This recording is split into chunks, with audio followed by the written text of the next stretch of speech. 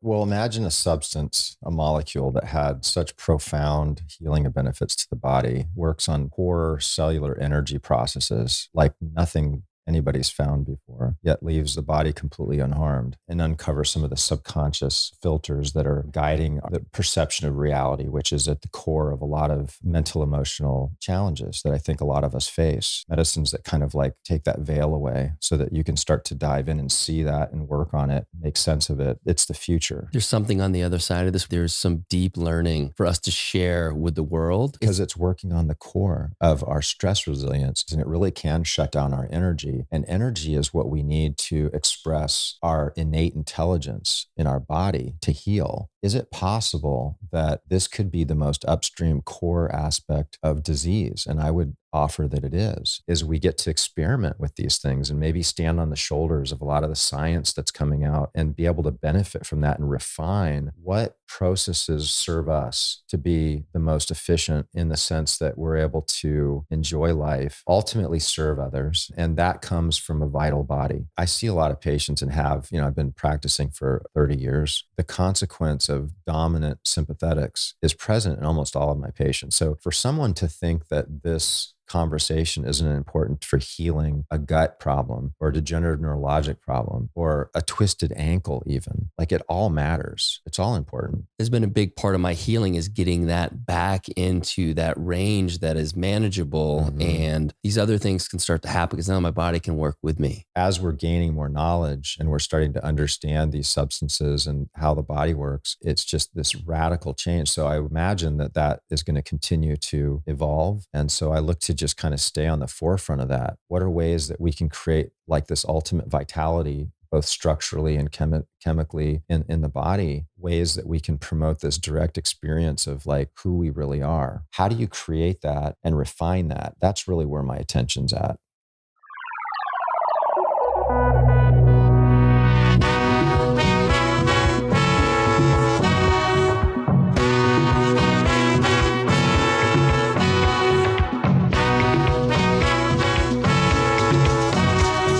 All right, so today we're on with Dr. John Lieurance, and I was just sharing with him that we're going to do it a little differently today.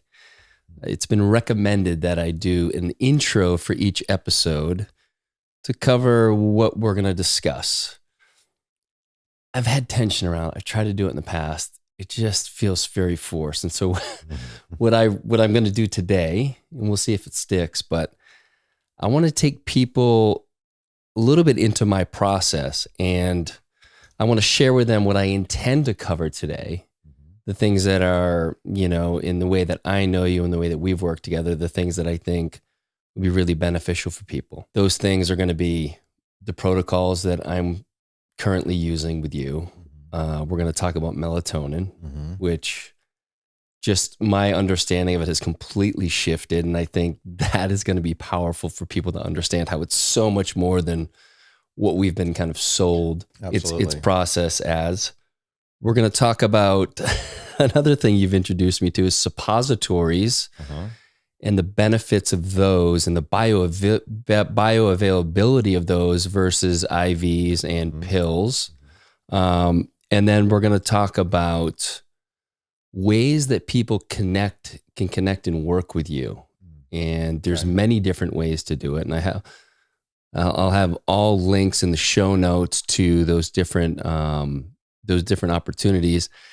And then if people are willing to stick around, and I know they will be because my listeners always do, we're going to share with them what is literally called the magic bullet. Yeah. And I'd love for you to share, just tell me, give them a little teaser about the magic bullet. Why is it so important? So, well, imagine a substance, a molecule that had such profound healing benefits to the body, works on core cellular energy processes like nothing anybody's found before, yet leaves the body completely unharmed. We're going to dive into that, and you're going to find out what that molecule is at the end of the show. That's right. And that's what I've been working with. One of the many things I've been working with. I really want this to serve as kind of an extended elevator pitch for the work that you're doing and sharing with the world. A lot of people are curious about the things that I'm doing, and I've had some people on in the past who I've been working with. And so our relationship, I'd say, is probably within the past month to 6 weeks. And we've worked a lot together in that period of time. Mm-hmm. I've traveled to South Africa and used a lot of these protocols in travel, which has been great. So I'm excited to share all that with people. I want to acknowledge our great mutual friends, Luke Story and Khalil Rafati, who really were the source of this introduction. Luke, through sharing your meditation mist with me last spring. Yeah. And I really took to it. I loved it. I shared it with a bunch of people when we go up to Idaho in the summer, and they loved it. Nice. It was interesting. Women generally enjoyed it more than the men. Do you find that at all, or is that just random? Yeah. Women do enjoy it. Yeah. It'd be interesting to see, to do some sort of a study where you can see the women versus the men. But I'd say for the most part, it's pretty widely enjoyed by most people. Yeah. I mean, it's not for everybody, but it's a product that works based on these Amazonian herbs, right? And so something called hape, right? And so I had been doing some training regarding facilitation with medicines and helping people kind of delve into some and uncover some of the subconscious filters that are, guiding the perception of reality, which is at the core of a lot of mental, emotional challenges that I think a lot of us face, right? And so these challenges that are creating stress in our awareness are based on the filters that we create throughout our life. Different experiences and relationships and whatnot. There's certain belief systems that drive our perception of reality. And so, starting to be introduced to, plant medicines and medicines that kind of like take that veil away so that you can start to dive in and see that and work on it and unravel it, make sense of it, it's the future, right? And so this is this mental, emotional, spiritual component to healing that, I had been looking for so many years. And what's part of some of these ceremonies is this hape. And for people that don't know what that is, it's like this herbal snuff, right? So it's a powder, and it's generally blown into the nose through like a special straw, and it's very strong as far as the burn. It feels like you just inhaled like battery acid into your nose. Right? It's intense, yeah. And it's very intense. And so I really didn't like it the first time I had it. I was served it. It was something I was like, I'll never do that again. It was that bad. And I didn't get so there's an afterglow, right? So yeah. you do the hape, you have this terrible burning, and then afterwards you just feel really grounded. And in the Amazon, they would do this before ceremony because you're from the heart, right? So you're settling down that fight or flight mechanism or the sympathetics, and you're activating this parasympathetic or this vagal tone, right? So the vagus carries most of the parasympathetic nervous system. Can you talk about the vagus a little bit? It's might be unfamiliar to a lot of folks here. Yeah, so you have something called the autonomic nervous system, and this is automatic. It's working when we don't think about it, right? It's beating our heart. It's allowing our digestive tract to work, our glands secreting hormones, our vascularity, things, where it's like the either vasoconstriction or vaso dilation, where it's bringing blood flow to certain parts of the body. All of this is regulated without us having to think about it. It's automatic. That's why they call it the autonomic nervous system. And so there's two sides to this autonomic nervous system, almost like the yin and the yang. And one of them is the fight or flight, which is the sympathetics, which most people have too much of that energy, right? And this is tied to the cortisol. So in the morning, we release cortisol, which is the stress hormone. But if it's in the right amount, it's perfect. We need it because it helps us to get things done, to focus on projects and do various tasks. And then you have the parasympathetic nervous system that's really regulated through melatonin. And this is where when we go to sleep and our body goes into this restorative phase, right? And this is all tied to what's called the circadian rhythm, right? So you have this sleep-wake cycle that is kind of in tandem with this sympathetic parasympathetic situation. And then there's the heart that's controlled by both, right? So one of the measurements that we use, and perhaps you've used it as well, is heart rate variability. Yeah.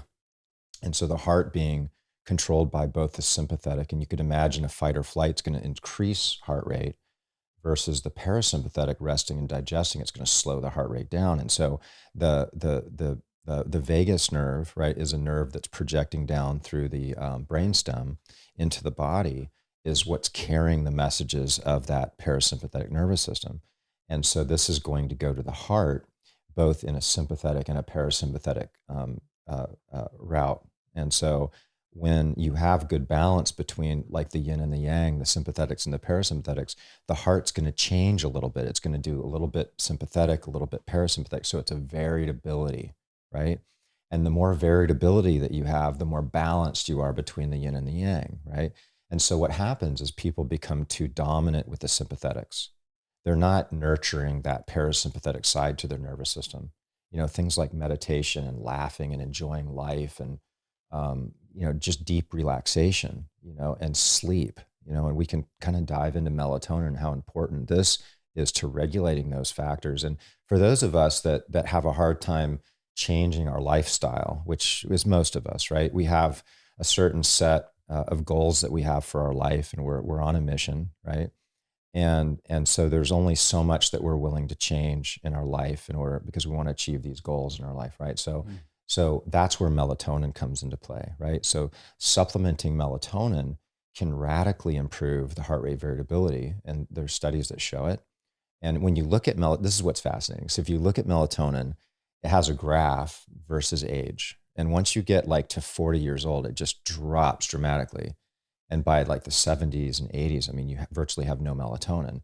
So this is really a consequence of aging that none of us are going to be able to really escape. So we can try to hack melatonin in the sense of, the lights and light pollution, where blue and green light in the evenings is going to be bad for melatonin. EMF triggers the pineal where it thinks that it's daytime. So like, that EMF actually monkeys up your circadian rhythm and suppresses melatonin release.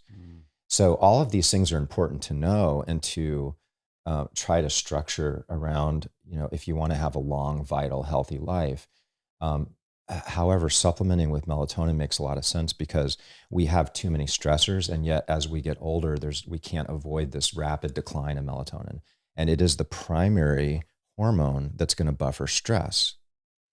So what I found through my journey, my personal journey, dealing with a pretty severe Lyme condition. And this is what I love about your story in particular. And by the way, I didn't mention it at the outset, but Dr. John's not your typical doctor. Yes, you're very learned. You've done deep research. You've created some incredible products, but you're also willing to be in the world and be curious, whether it's around plant medicines, for instance, which there are doctors out there doing it, but they're not maybe necessarily sharing that. And I think you've gleaned so much through your experience there that I think it's important for people to understand that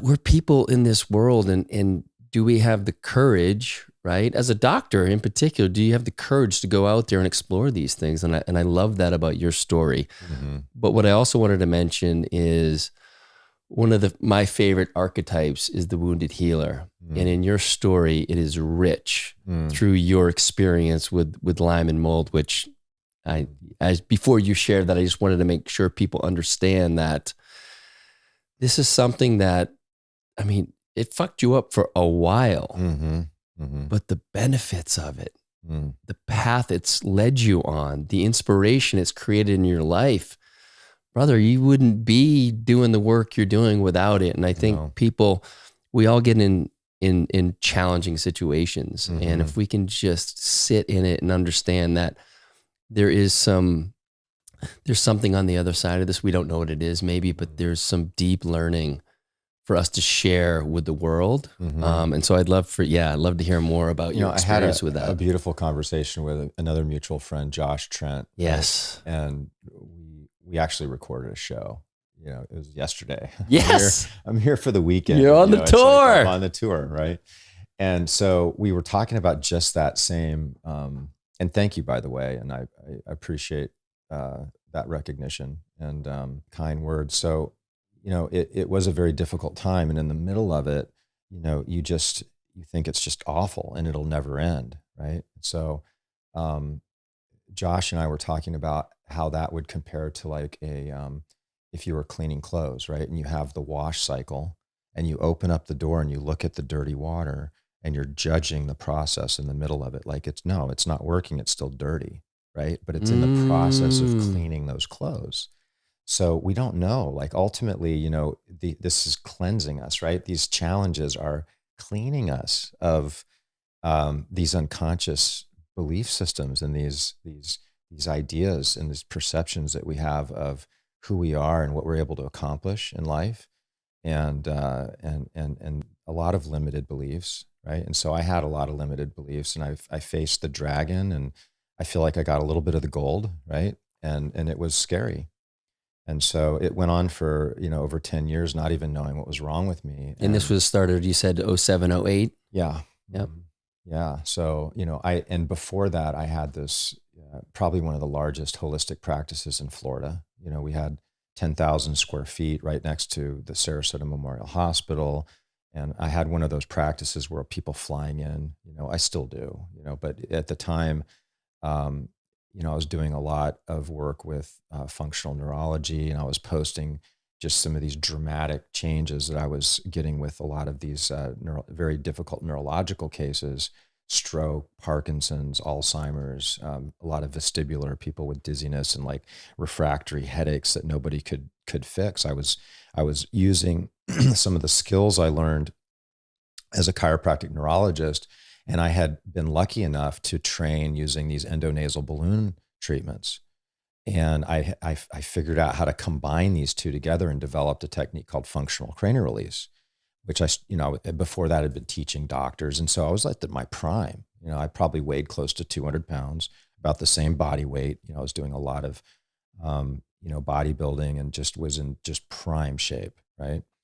And then it hit me. And then I went from that to virtually losing my practice, right? Because you have so much inflammation that it affects your mood, right? And it was very polarizing in a lot of relationships, right? I was holding on to a lot of anger and hostility that was coming up for me with all of that pain and inflammation in my body.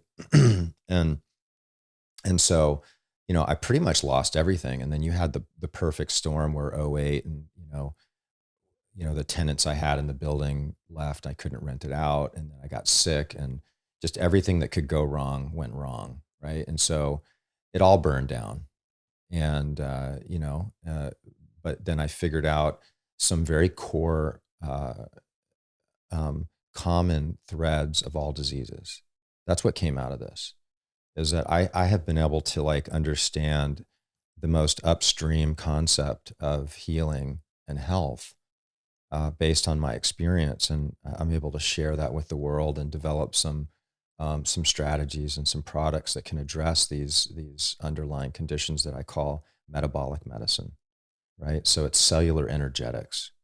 And this is really at the core of all diseases, is that you start to have a diminished ability to efficiently create energy from glucose and oxygen through the mitochondria, right? And so the body's a self-healing, self-regulating machine, and it has the wisdom within it to heal, right? Why doesn't it, right? So there's some interference that's run. And my personal opinion is toxins and infections are always at the root, right?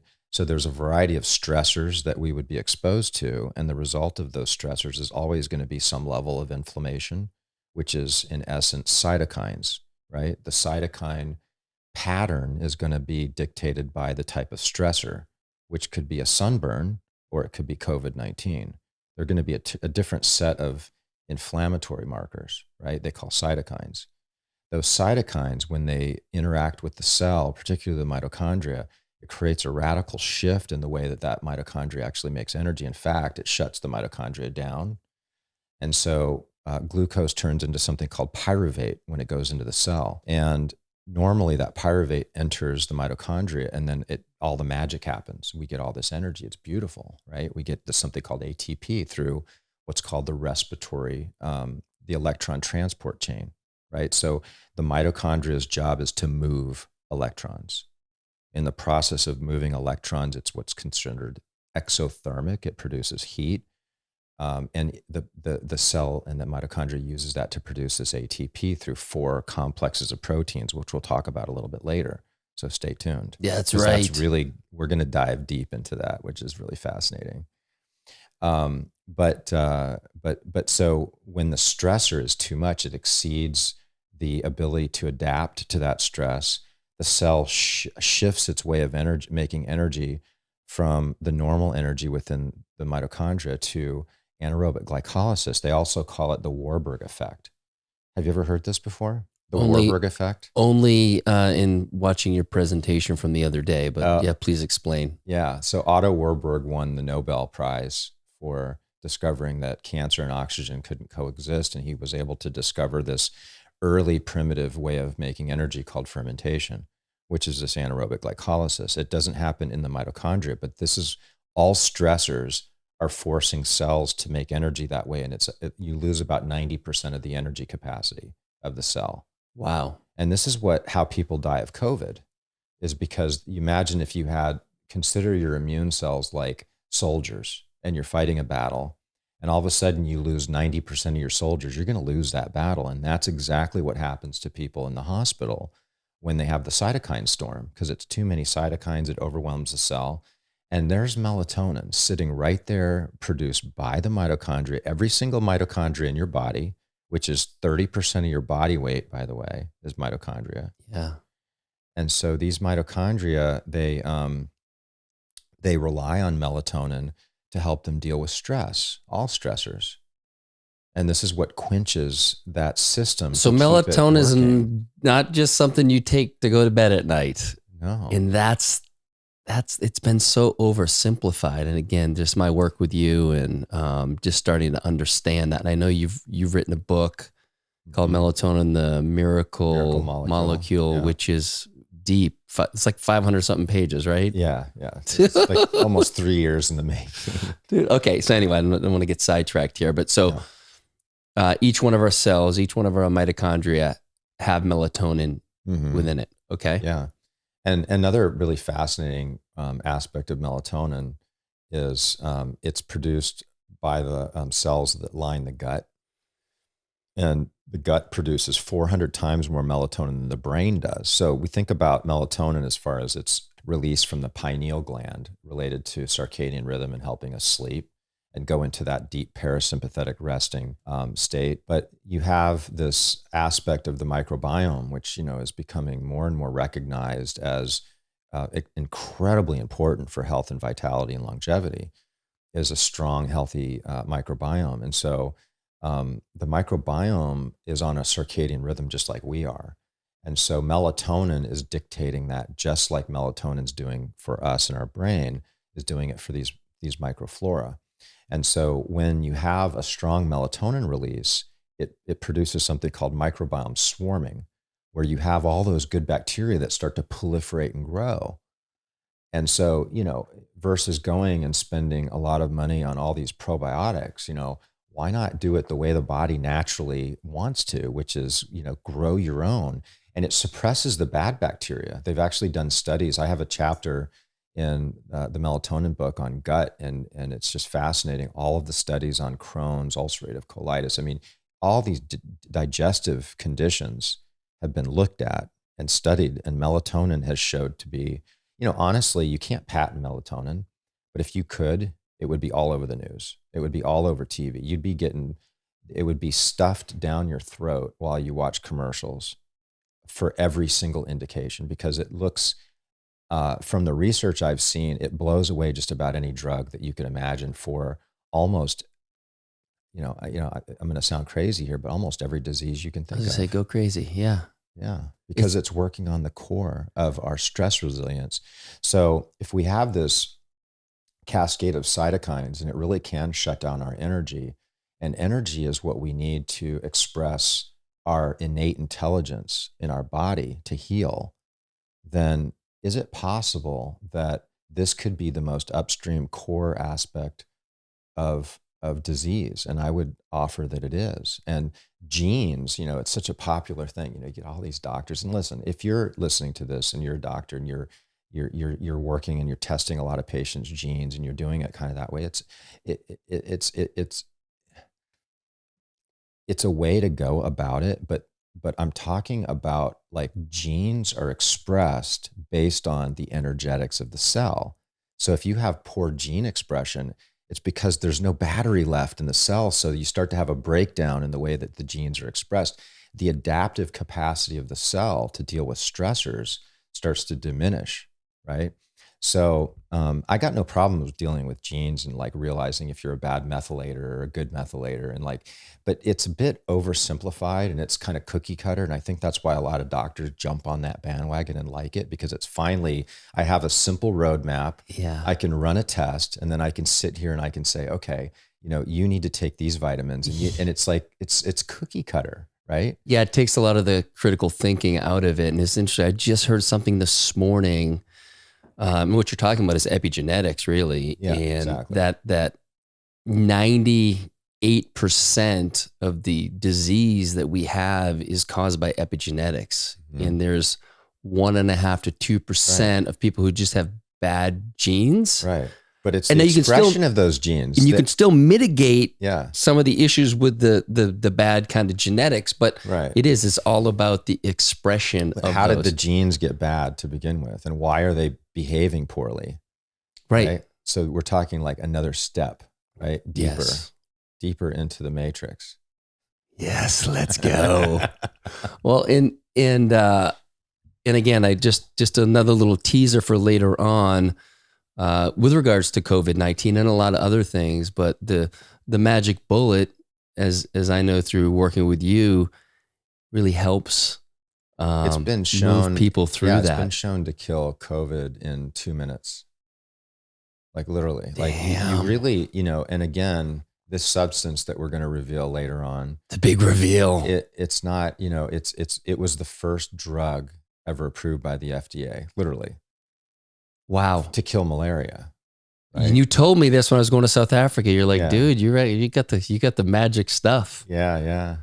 So, it's interesting that was coming up as you were talking about melatonin and as it relates to a lot of the gut issues. I just watched that documentary on the Eagles, and Glenn Fry, like they don't talk about it in the documentary, but as I did some more research, he died from all these gut issues. And I just wonder, like, fuck, like if he had. Oh, I know. I think about that all the time with people that I really loved and respected. And I see them like Robin Williams, it's like, I just wish I was able to get a hold of people like this, before it got so bad that. And so, yeah, with someone like Robin Williams, like how would that have changed? Like and I know how he ended his life, but what was going on? Mm-hmm. What would be some things that you think would have helped shift him into a better place? Well, I think him, like a lot of other, you get very wealthy or very well-known celebrities, they're going through what they consider to be the premier healthcare model, and this is our healthcare model here in the United States, which is based on, an FDA that regulates the medicines that we get, and the stringent process that each molecule has to go through to become approved by the FDA for one indication takes about $1 billion, right? So if you can imagine, I mean, you come from business, right?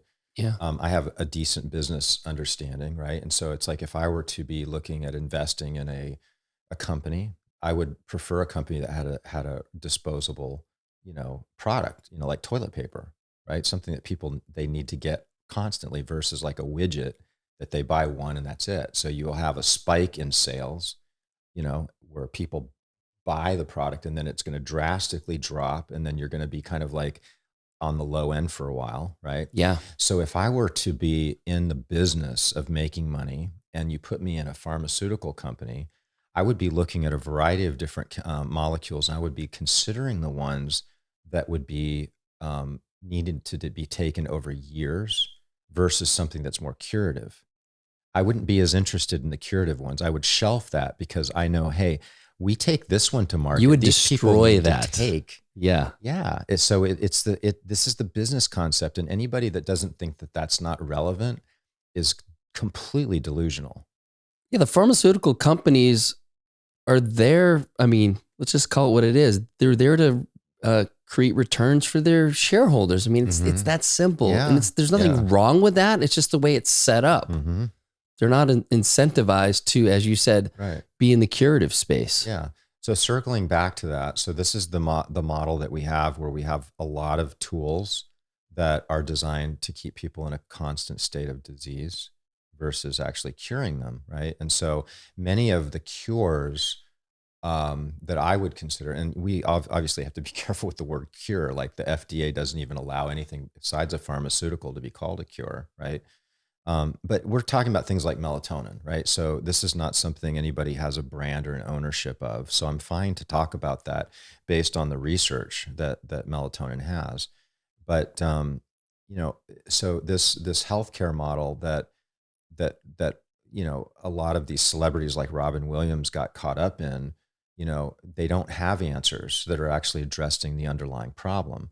So when you start to get into these neurological conditions, I actually, another mutual friend, Lana Morrow, she had these scientists come in from Italy, like just brilliant neuroscientists. And we were doing, I was actually doing some cranial work on Luke and Allison there at the Alive and Well right here in Austin. Yeah. Shout out to Michael Swale. Yeah. And so we had done that, and Lana was there. And then these neuroscientists show up, and we're having this deep conversation about, these are deep researchers on like glial cells and like astrocytes and like deep neurological stuff. Right. Which I totally understand and I get, and I love the fact that I was able to engage in that type of conversation and learn and exchange ideas. But the overwhelming feeling that I had, as well as these researchers had, is that these neurological conditions really need to be addressed with multiple considerations, not one. There's not like a monotherapy that's going to be the answer. And that's why the pharmaceutical industry has their hands tied, because a lot of these things are like, the answers are like, with the brain, you have to promote autophagy, right? So a lot of these degenerative neurological, which is, and I know we'll go deeper into this with the fasting stuff later on, but yeah. So we have, just like the sleep-wake cycle, we have this this gene expression based on mTOR, mammalian target of rapamycin, and it's basically a nutrient sensing system. So particularly the nutrient is amino acids, and the most powerful activator of this mTOR is leucine, which is the amino acid there. And so when we're feasting and we're eating, we switch into this phase of growth and repair, right? Cells are growing. And then when we're not eating and we're fasting, our body switches into something called mitophagy, which is more of a recycling, cleaning phase. And what happens is that because food is so readily available, we're eating constantly. And so we're not getting and dipping into that other phase. It would be like somebody not sleeping, So the same thing would happen is if like you need a certain amount of sleep every day, well, you need a certain amount of time where your body's cleaning and recycling every day.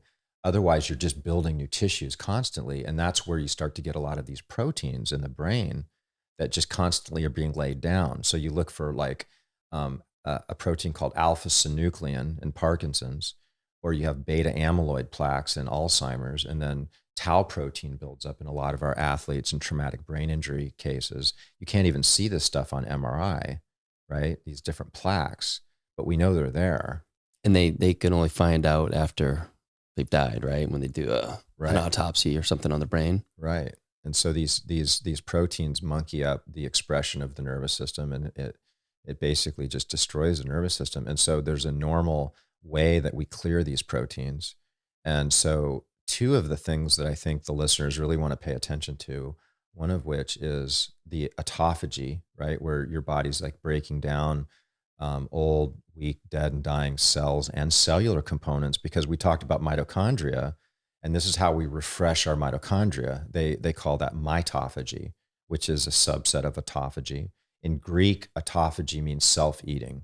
Okay, so you can imagine if you're constantly replenishing your mitochondria with new, fresh mitochondria, and you don't have mechanisms to trigger more like recycling, you're going to accumulate a lot more old mitochondria, which are going to be like old cars, spewing pollution, inefficient in converting the oxygen and glucose into energy, where it's like a car that's hogging too much gas, right? So this is what happens in the body. And so when you start to switch and expand that fasting window every day, or start to get into like what I like to do with my patients is a 24-hour fast once a week, right? Where they go lunch to lunch, and I think that's something that would be beneficial for anybody to do once a week. And then an extended 3 to 5 day fast once a month. And we'll usually start people off for 3 months and do that once a month. And so this autophagy is important, but then there's another component, and it relates to melatonin. Is deep sleep is the primary activator of this cleansing process. That it's like the computer defrags at night, like you said it. So at night it's like kind of defragging. So the brain has the same mechanism, and deep sleep promotes something called the glymphatic system, right? So the glymphatic system is like the lymphatic system is to the body. The glymphatic system is to the brain, where it's a gutter system that clears out these proteins. So a lot of people that aren't sleeping, particularly getting deep sleep, are not going to be cleaning these proteins out. So you have aspects of not recycling, you have aspects of not the brain not cleansing. And so these things are all dictated by things that, pharmaceuticals aren't going to be the right answer for. Like fasting, you can't patent fasting. So who has the motivation to go and promote that, like on commercials, so that the public understands that? So somebody like a Robin Williams, he didn't have access to a lot of these ideas, right? A lot of these concepts are actually, I've been working with for probably 20 plus years, but they're becoming very, very popular right now. And the studies are actually coming out showing that they're incredibly important. And in animal models, when they improve autophagy, the improvement with Parkinson's and a lot of these other degenerative neurologic diseases is profound. Well, that's a great segue into some of the protocols that I've been working with you. In particular, one of the first things that we talked about, because when we actually met in person, which was by chance, we were at Alive and Well. We were both doing an IV, which we'll talk about the contents of that later. I was coming off, and I'm not much of a drinker, but I was coming off a bit of a golf bender in Florida, and felt like shit, looked like shit. We chatted for a little while, and then you reached out to me and asked me how I was doing, and is there anything you could do to support me? And one of the first things we worked with was the fast track fasting. And so I'd love for you to just kind of unpack that protocol for everyone here. And I'd love within that, because I think you do a great job of giving people the options. What I love about it the most is the flexibility. Actually, that's not true. I do love the flexibility, but what I really loved is the extra support that is happening. Because whenever I fasted before, it's felt, just trying to get through it. The mindset for me has been really hard. And what you pair together with the fasting process with, in most cases, this is suppositories, was huge for me. So just feeling that really the energetic support. But I'd love for you to give people the, hey, this is kind of your training wheels on, and you can do it this way. If fasting just creates a lot of tension for you when you hear the word. And those who want to go just balls deep on it, like this is what that protocol looks like, the kind of almost like the two goalposts with that. Yeah. So I created a program called Fast Track Fast. And the idea behind that was to accentuate the signaling of fasting, right? And improve the effect of what fasting gives us, which we've touched on, but we'll kind of like try to break it down and make sense of it. And so allow for someone to do a shorter fast, but yet get the benefits of a longer fast, right?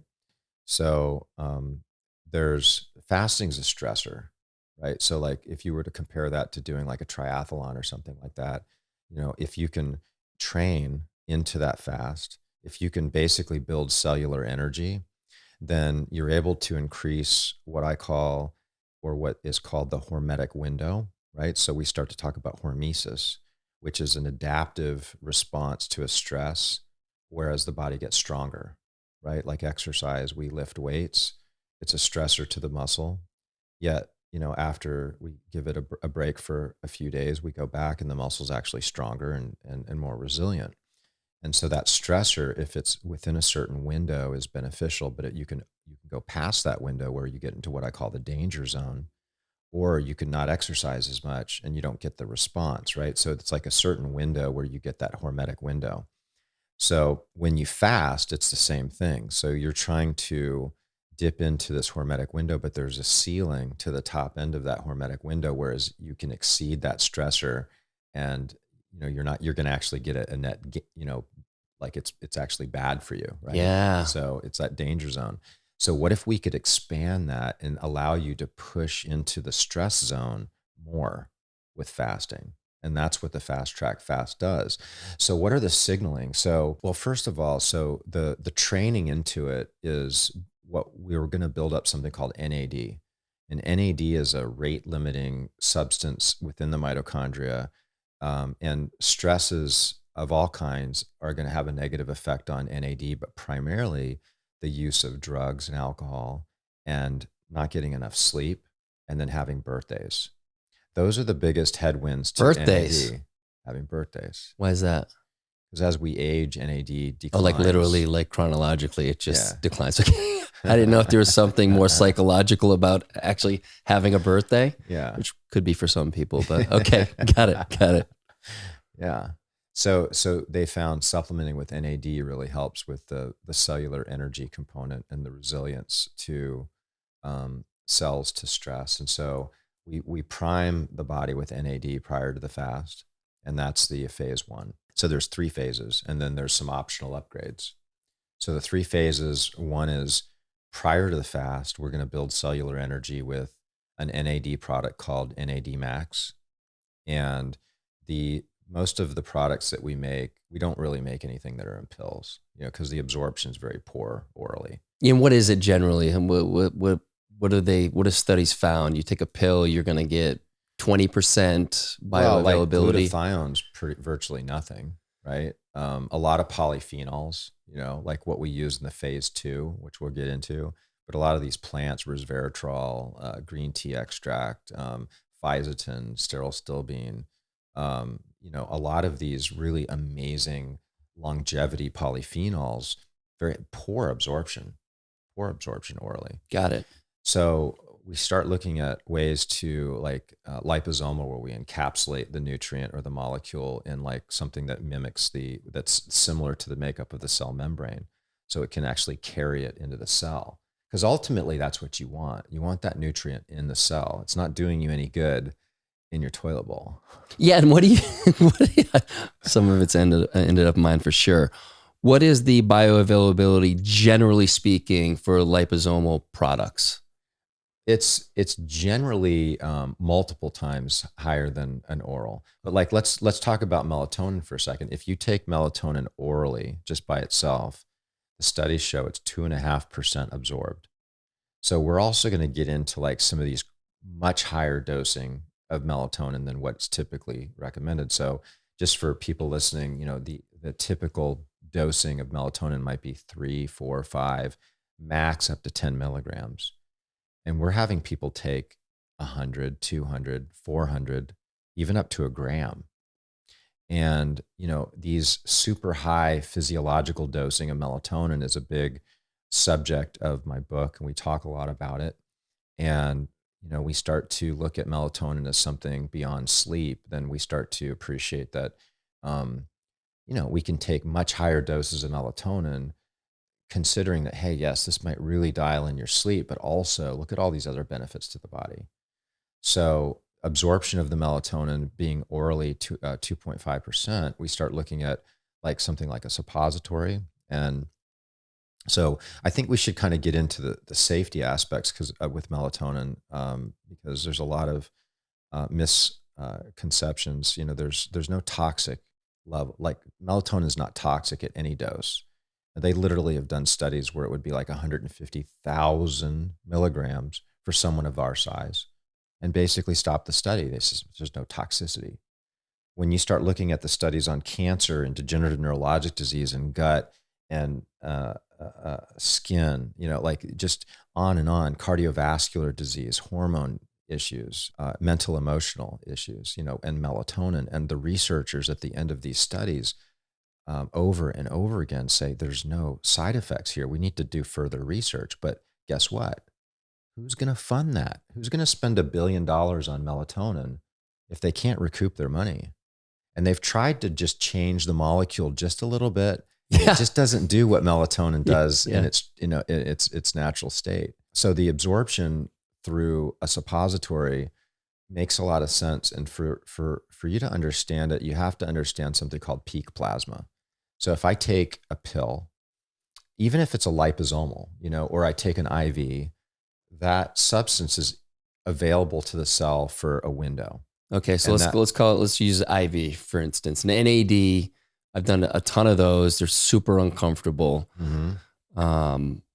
What does it look like for that peak plasma window? Well, it's going to be about, similar to while you're running the IV. Okay, so let's call it Right. 45 minutes. Yeah, or hour and a half, something like that. So during that period of time, like let's compare it to soaking beans, black beans, right? If you soaked black beans for an hour, how hydrated are those black beans? Not so much, right? But you soak them for multiple hours, it starts to get better and better. So the cells are the same way. They're like trying to pull it in. They have a certain rate that they can bring that in, and then it's gone. Oh man, we missed our window. We need more of that CoQ10 or whatever it is. And so by slow releasing something over hours, like say 5, 6, 7 hours, you have a much higher cellular absorption of that substance. So besides skipping the challenges through the gut, so if I take something orally, my stomach acid and my digestive enzymes are going to have a negative effect on that substance. Then it's going to do something called first pass through the liver. So the liver literally will take all these components apart and have to put them back together on the other side. Damn. And so there's not much that gets put back together. And that's why between the two of those, there's just not much left at the other end of that for the cells to absorb. Whereas when you do something like a suppository, you're bypassing that and you have a slow bleed into the bloodstream over hours and hours. So the absorption is radically better. It's almost like having an IV to go, right? So it's like you're getting this, like with NAD, we formulated the NAD max to be comparable to an IV, so the amount of NAD, not only do we put NAD in there, but we put both precursors in a large dose, 500 milligrams of NAD, Okay. 250 milligrams of a precursor called nicotinamide riboside, NR. And then there's another precursor that's being looked at and considered as being maybe the best route especially if you're going to take it orally, which is NMN. Yep, I have some of that. Nicotinamide mononucleotide. And so it has 250 milligrams of that. Oh, So you damn. have everything in The triple there. crown. The triple crown. Yeah. And so you have that system that, a suppository is really no big deal. For those listening to this, you're kind of sitting there chuckling a little bit thinking, For sure. whatever. But it's like it takes 2 seconds. You don't even know it's there. But the benefit that I found early on when I was really sick, I had a compounding pharmacy making glutathione suppositories. And I started using those, and it was the only thing that moved the needle for me. Like I woke up in the morning, I could function. It really decreased my inflammation. And we have some glutathione suppositories as well. They're called Glutamax, We've got a variety of different milligrams of those available, and they're amazing, and glutathione, we're not going to really probably have as much time to talk about that, but it's a fascinating molecule, very important for a lot of detoxification, viral immunity, sleep. Glutathione is actually one of the sleep promoting substances, so it's important for us to be able to fall asleep. That's why we put a pretty large amount of glutathione in our Sandman product, that you've been using. Yes. Yeah. And this happens often during my podcast, but I want to kind of bookend we're on phase 2 of the fast track. Yeah. And so I want to land that for people. Yeah. Cause we got a shit ton to cover right now. Yeah. And I told you this before we got on, like, they're going to actually have to go and do a little of their own work here. We can't give them everything, because if we do that, we're not going to get to the stuff that I said I was going to get to in the beginning. I want to try.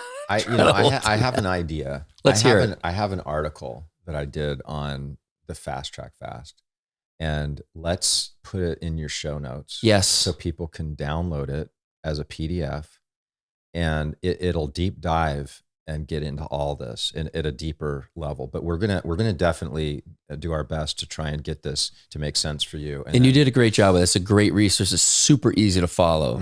Ton of information, but really easy with the options of you want to be a hard ass about it, great. Or if you want to, chill out and just have a 10-hour eating, like, it's all good. Again, that's what I love about it, is the flexibility. And I think a lot of people listening are like, okay, like I can get with this. Right. But I definitely want to hammer home that the support, the energetic support that you offer during this is something that was first time for me to experience that. And I think that is crucial, not only from a practical standpoint that you actually have more energy, but also psychologically. You're like, okay, like I'm supposed to have more energy. So there's that belief that it's happening. And you and I both know that the placebo, it's so important. Yeah. Well, the placebo is a real effect. That's right. If we believe something to be so, there's actually changes that happen, right? There's physical changes. And so they've been able to document this, in many different studies.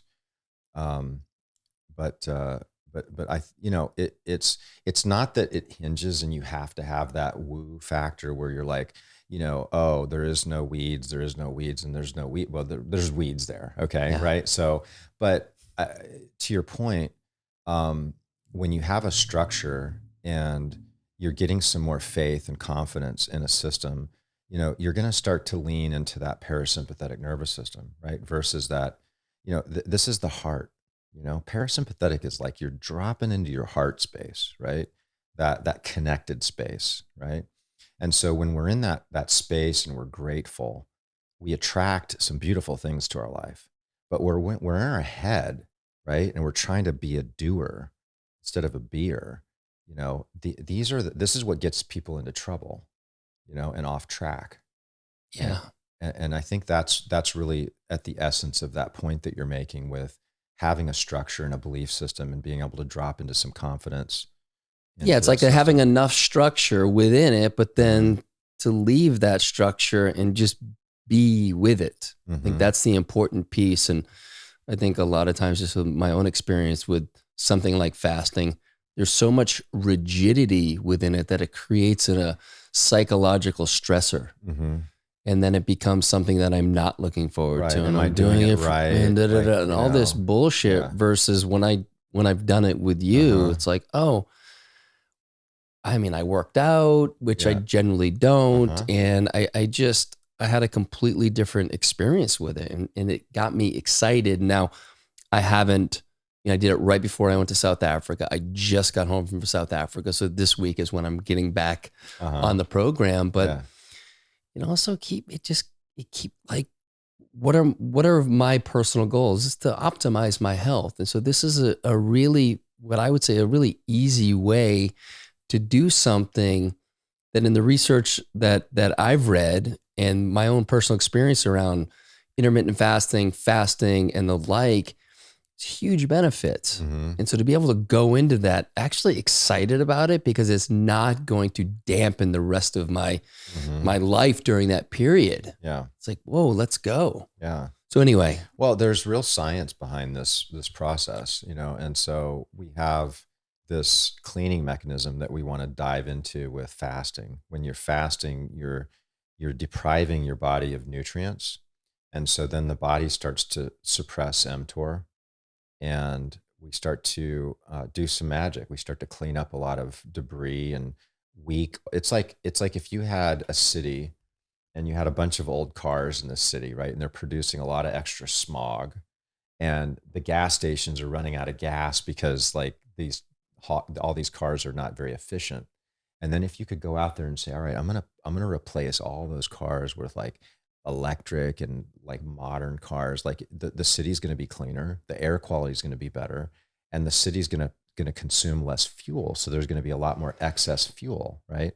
And it's the same thing that happens with the body. Is we have these accumulated old cars. Now there's something called a senescent cell that I think people should really understand.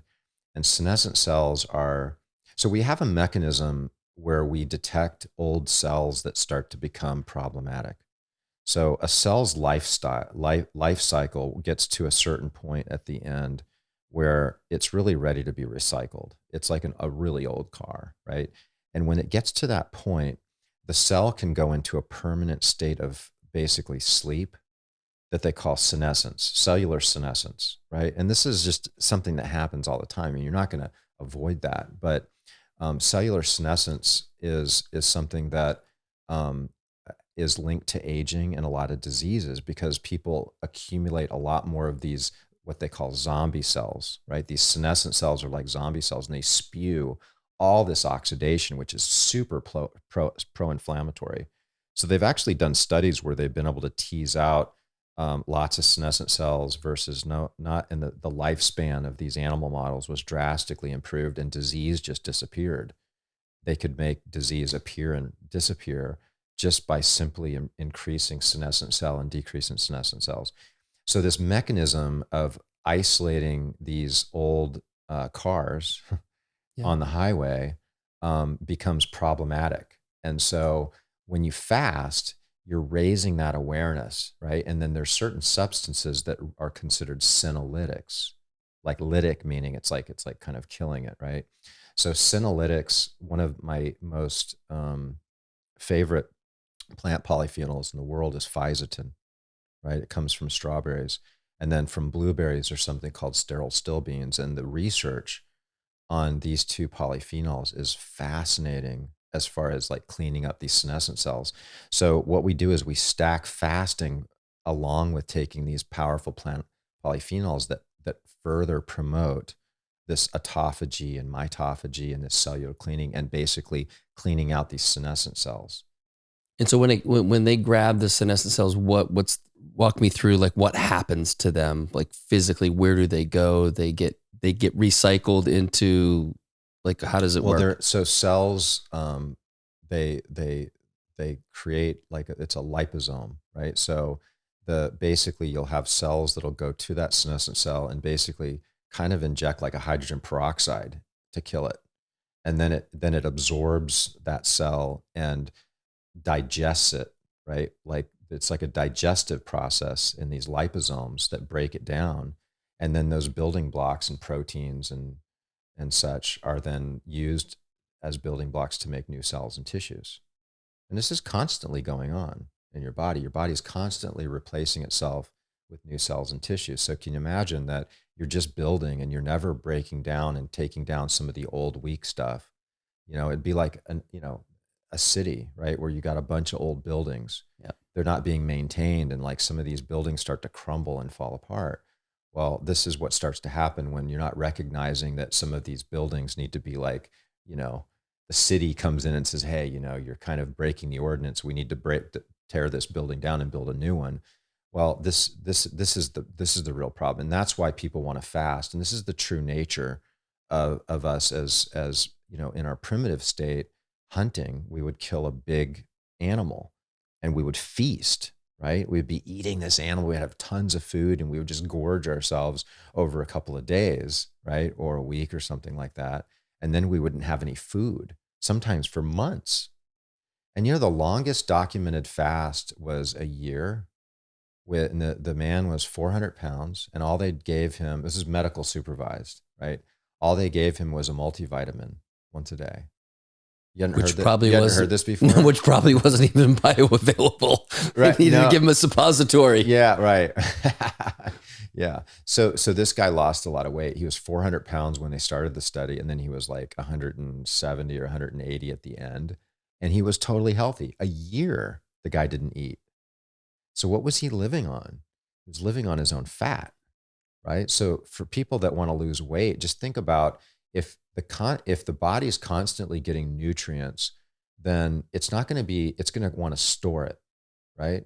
Because you're like let me just keep storing this energy, right? But then there's like, okay, well, there's no more food available. Let's use our reserves and clear it out. So like even diabetes now, they're looking at diabetes and they're saying, well, it's a situation where the cell is so full of sugar that it can't store it anymore. And so that's where you start to get this excess sugar, floating around the bloodstream, which is sugar is very destructive. It's like acid. Like you want to get that out of there because it causes a lot of problems.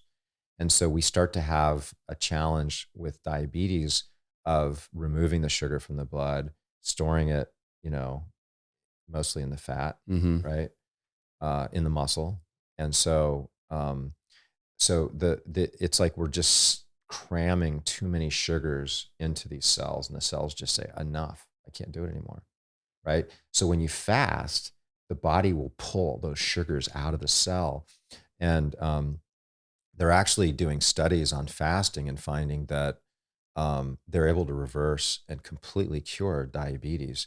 And in some cases, within like 10 days, they're able to get people off of insulin that have been on insulin for 20 plus years with fasting.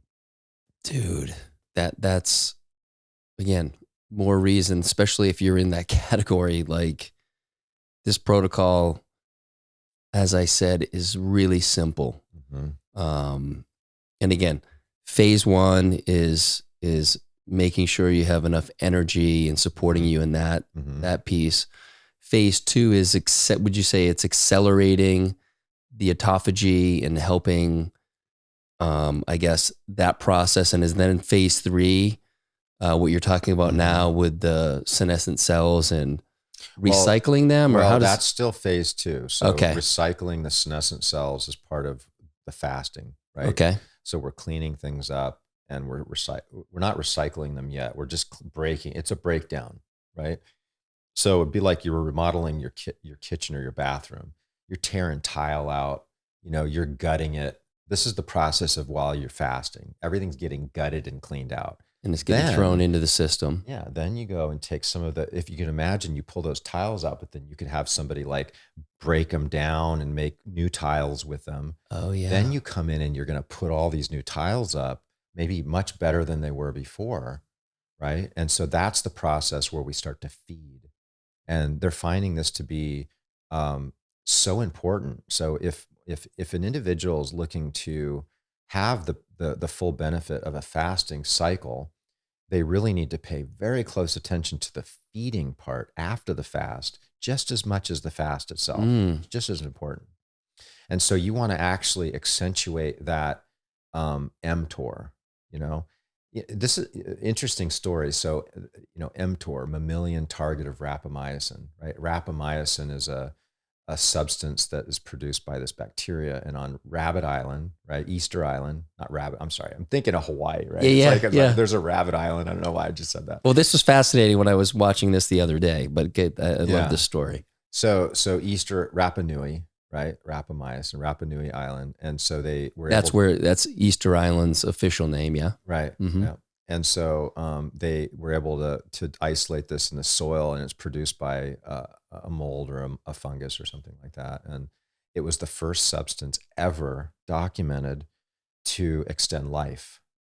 And I believe that they were looking at it with something called C. elegans, which have a very short lifespan. So they can they can really see like dramatic changes in the longevity of these organisms, and they look at rodents a lot with that too, because rodents typically have a very predictable lifespan. So any type of modifications that they can do with them, they can start to notice if things extend life or shorten life or promote disease.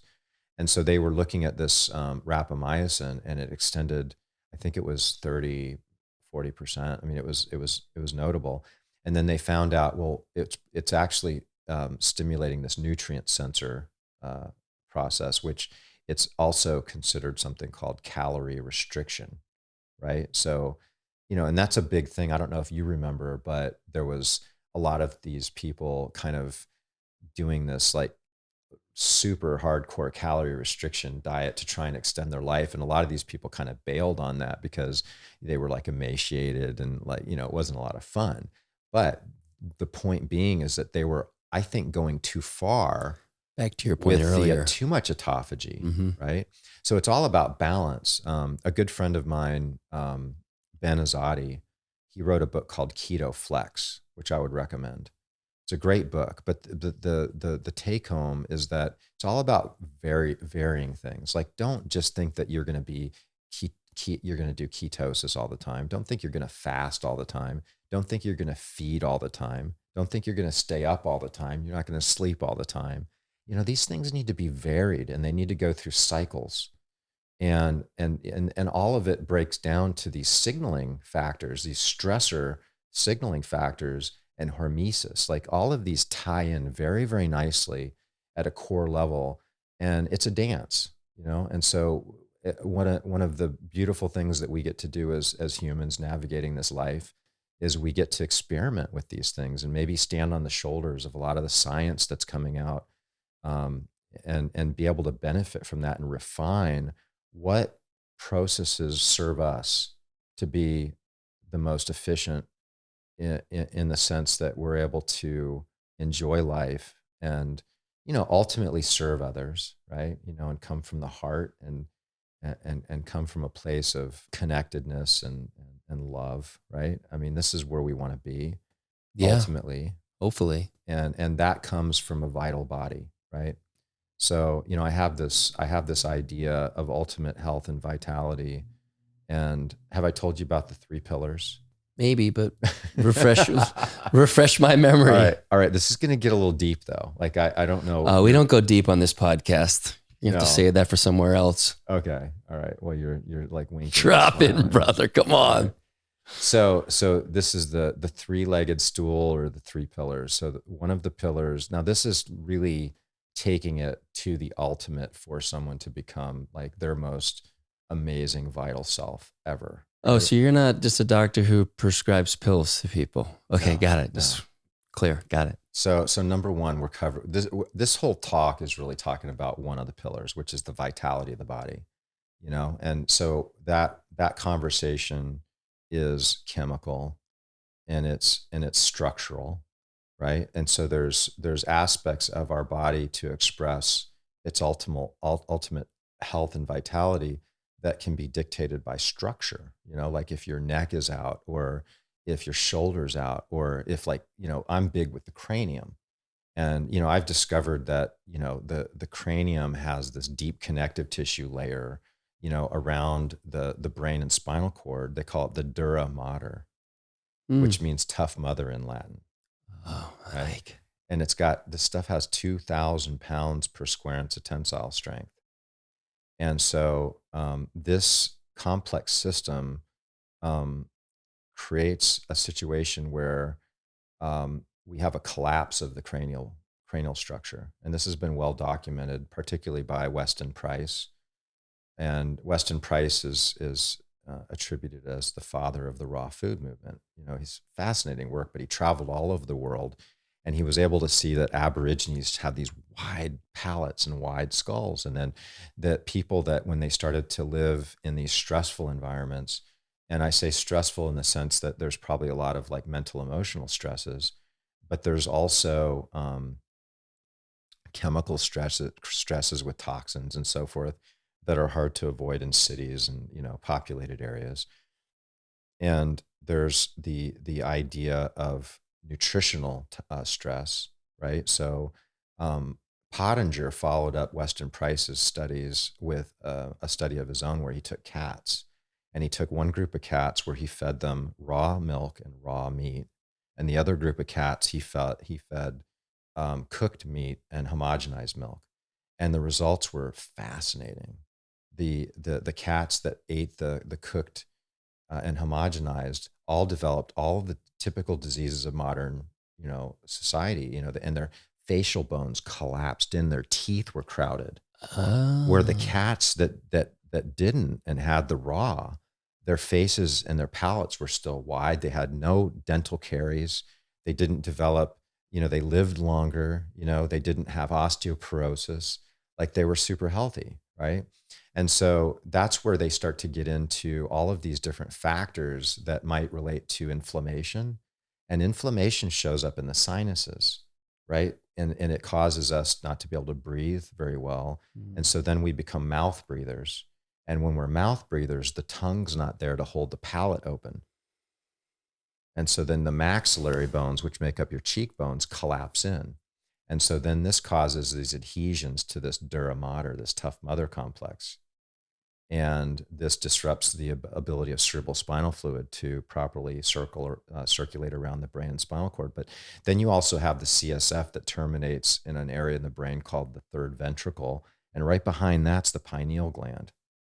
And the pineal gland is the gland, right? If you're interested in consciousness and spiritual evolution and connecting with source, you want to pay particular attention to this pineal gland, because when it's activated by certain patterns of pressure through that cerebral spinal fluid, now there's a movement pattern that the cranium makes, and that movement pattern changes pressures in these ventricles that are lined around your brain. And that pressure stimulates something called the choroid plexuses to literally produce cerebral spinal fluid. So the flexibility and the movement of the skull is incredibly important for not only the production of CSF, but the movement of it throughout your brain and spinal cord. And it delivers nutrients, but it also acts as a pressure to the pineal. And the pineal has all these crystals in it. And when you put pressure on a crystal, just like a lot of our watches are powered by this piezoelectric effect that's created, where they'll put pressure on a crystal, like the crystals that we're wearing today. Mm-hmm. If you put pressure on it, you squeeze that, there's actually electricity being produced in that crystal based on the pressure. And that's called the piezoelectric effect. And that happens within the pineal gland. And when that happens, it turns the pineal into a radio receiver. And this is where you can perceive sensory input outside of your sensory organs. It's not something you see, hear, smell, taste, feel. It's like, that's not how you sense love, connection, oneness. This is through this radio receiver where we're able to actually experience something beyond this 3D world, right? Mm. And so how important is that to be able to improve that particular structure and that function? And so we got a little bit off the rabbit hole because we're talking about the three pillars, and this, so we're kind of talking about the vitality of the body. So there's all these structural aspects that might be important, but then there's lifestyle, and I know you talk a lot about this in your show. Sure. So the second pillar would be this. This one's a little bit more complicated, in the sense that a lot of people talk about this, but there are very few solutions, right? So we experience our world and our reality based on filters. So, like, for instance, if I was young and my father yelled at me, right? And then I just got this idea in my head and this belief system that when I'm yelled at, I'm not worthy, I'm not good enough, I'm not loved, right? And so then this imprints on us. And every time we hear screaming or yelling, it's resonating those brain cells, and it's bringing back that memory that I'm not good enough, right? So this is a filter. That's all it is. It's just a filter. Mm-hmm. And so what happens, and a friend of mine, Michael Rice, very actually is just a teacher. Michael Rice started to teach still point breathing like 40 years ago, and he developed this still point breathing way before Wim Hof, and it's very similar. It's this like circulated breath. I mean, it's a little bit more complicated. If people are interested in some of this, they can go to whyagain.org and look at Michael Rice's work and so it's a forgiveness process. So he studied the Aramaic Bible, which is the original scripture that Jesus wrote, right? That was written during his life. And Yeshua is Jesus's real name in Aramaic. And so this Bible was practically destroyed, all except one version of it that they found. And it's not like the Bible. The Bible has been changed drastically from its original scripture, right? That might surprise some people on here. It's true, but let me give you an example. Like Sorry if that was triggering. Yeah, well, but it's good to know all this stuff. So sin, what's the true meaning of sin in Aramaic? It's an archery term. So an individual will be sitting next to a target, and if an individual shot at the target and missed the target, they would yell sin. It means you missed the target, try another shot. It doesn't mean you're a terrible person, you're going to burn in hell, right? So there's a lot of concepts that would favor kings and, politicians and people that are trying to keep control over populations. Unfortunately, that's the reality. I mean, we can sit here and contemplate a lot of these things, but we don't want to get caught up in these things because it's truth, right? I mean, this is really what's happening. Just open your eyes and look at what's happening today. And it's a parody of how the Bible was changed in order for that message to provide more control through the church, right? You have to come to me on Sunday. I'm going to give you some bread and some wine, and then you're good to go. Like, come, like, don't forget to put a little something in the offering. So yeah, and then I'm going to tell you your experience of God. That's right. You're going to learn that through me, and you have to keep coming back, right? It's the beauty of the plants, right? What did Jesus say? He said, "I'd rather teach you to fish than give you fish." So you have to think about that in terms of any type of spiritual practice that you're looking at. It's like it's an internal job, in my opinion. But back to Michael Rice. So he realized that through his studies through the Aramaic Bible, he was able to discover that what Jesus was really here teaching was something called forgiveness, which isn't, I'm going to let you off the hook. Okay, you did something to me, right? You took something from me or whatever it is, and that made me angry. And you made me angry because you did that to me, right? Well, wait a minute. Like, I have hostility within me that's resonating based on that event. You didn't make me have hostility. I had hostility because that's within me. So the filter that I have is the issue, not you. So you're projecting on other people and situations that they're causing you to be or feel a certain way. And so what Michael discovered is that it's these goals that we have. So we have goals, all kinds of goals for things to be a certain way. And so those goals, expectations. Yeah, right. And those goals are what's driving this whole system. So the goal, if you were to have a goal that people never took anything from you, well, that's not probably how life is going to unfold for you, right? But if you cancel that goal, and that's what Michael teaches, is that you cancel the goal that's driving that belief system, and you actually drop into what the true nature of that and where it's originating from, and forgive that inside of you. That's what he's here teaching. And it's like his work is similar to the work that I feel like I'm doing with metabolic medicine, where you're going to the very core, right? It's like Michael's been able to pierce right to the core of mental, emotional, challenges and the what I call the filters, right? And so his work, I think, is just groundbreaking for anybody that's interested in integration, after plant medicine, or just people in general that are looking to be better human beings, where they're starting to change. It's all about being non-attached. Buddhism talks about non-attachment, right? And so we judge right, wrong, good, bad, versus just like observe life and let it unfold. Yeah, that's what came up for me when you were actually saying that. It's like just being in that state of acceptance. You know, I mentioned expectation, but like when we have an expectation, we're putting something out there. And so when something doesn't meet that expectation, what happens? We get in a state of suffering. There it is. Yes. Right, which is a very Buddhist thing. Like we're creating Mm-hmm. we are creating it, not you, because something you did I felt wronged me. Right. It's like, what happened? Well, you stole some money from me. Yeah. You shouldn't have stolen money, but you did. Yeah. So the money has been stolen. Right. You know, we You're get giving into up control. tension when we say you shouldn't have, but you did. It's happened. Yes. And so we can just It's be reality. if we can be with what is, we're in that state of acceptance, and we're no longer, doesn't mean I need to be happy that you did that or that it was okay for you to do that. But the fact of the matter is this is what happened. Well, you can react in a non-reactive way, recognizing it and acting accordingly, but you don't have to carry all the emotional baggage into that, you know, and it's non-attachment, right? It's, and so this is really relating back to our whole conversation with the sympathetics and the parasympathetics. So when things don't go our way, right, it causes stress, and that raises cortisol.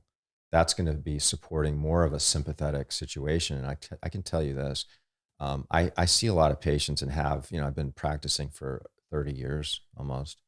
And, you know, the consequence of dominant sympathetics is present in almost all of my patients. So this component is partly driven by what we're talking about right now. So for someone to think that this conversation isn't important for healing a gut problem or a degenerative neurologic problem or a twisted ankle, even, like, they're delusional. Like, it all matters. It's all important.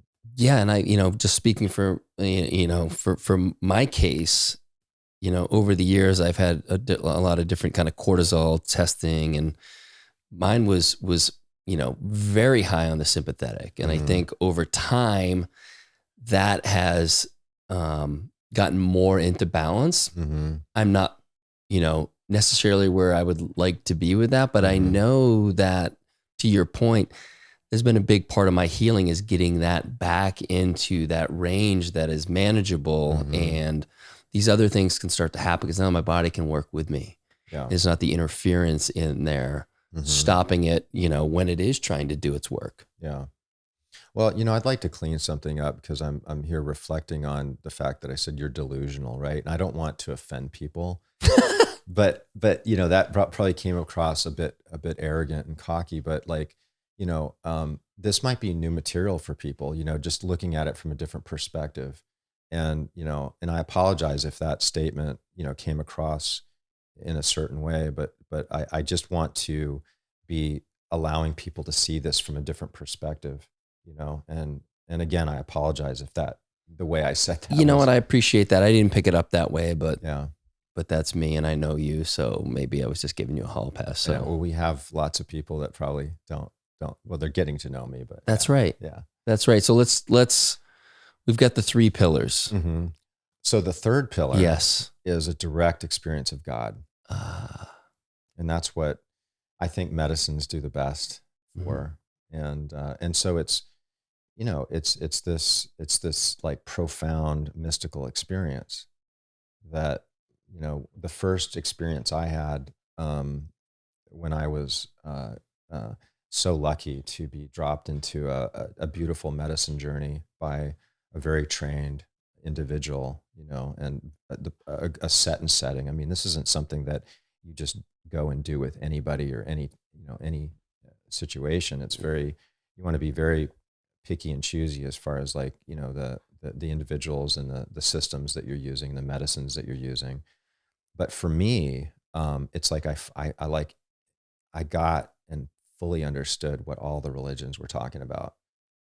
You know, it was like, oh, that's what it is. And just, you can't describe it. It's just like you get it at such a deep level. Yeah, it's a deep knowing. You can't, it's, yeah, I've often talked about those experiences as being ineffable. You can't explain it. And I think that's a lot of times it is just better left unsaid, but you leave with a great knowing about what that is. And it really loses, like, as you try to fucking spit it out, and it's like, no, it doesn't land at all, but you know, and that's okay. It doesn't mean you don't know. Now you know. And I agree. I think that's a important part of this whole thing, is getting outside of on some level, getting outside of yourself, but also coming into the unity of, you know, that relationship to God and to others and to all that. Again, you can read about it all you want. You can think you know about it, but until you have that experience, and I think for a lot of us, it is through plant medicine work. And I'm glad you pointed out the importance of the right set and setting and the proper guide and the energetics and what medicines you're using. And only, you know, don't go because we're telling you it was a great experience for us, but like, you'll know if and when it's time for you to do it, and really just trust your intuition on that, and don't rush to that place, because that can make it really challenging. You know, I've had some challenging experiences, and there's definitely a lot to be learned in those. But well, you know, I would say too, like we had talked about Michael Rice and the work he's doing with, like, you know, still point breathing. You know, there's ways to get into those states without medicines. You know, and I'm actually training under someone that is, in my opinion, an awake, enlightened individual. And, you know, this man is just profoundly changed my life. And he's able to create states without any medicines, just by putting his hands on you. And you go in and you appreciate this oneness, this love, you know, and just this understanding that, you know, we're these eternal, you know, light beings, right? And it's starting to probably sound a little bit. That's fair. No, we've talked about that before, so there we go. They should be somewhat adapted. Yeah, nice. Yeah, so we're kind of working towards even refining this a bit, and being able to create experiences for people without medicines at all. We're not there yet in my clinic, you know. So I have a regenerative clinic in Sarasota, Florida. It's called Advanced Rejuvenation. And we do just a variety of different types of treatments out of that office. It's you know, we just actually moved into a 15,000 square foot building, and we have 5,000 square feet of clinical space. And we're going to be building, so the clinic's ready. We moved in like just a couple of weeks ago, and it's like totally cutting edge. It's just amazing. I can't believe it. I show up at work and it's like this just magical place that we've created. And then next door, we have a warehouse where we're building out apartments for people to stay. And we have an event center. And so this is going to be, you know, eventually a situation where we're going to, in not too distant future, be able to facilitate some groups coming in. We do ketamine right now. Perfect. Right? And so we're working on these 3 pillars, you know, to create this experience for people. And so right now we have ketamine available.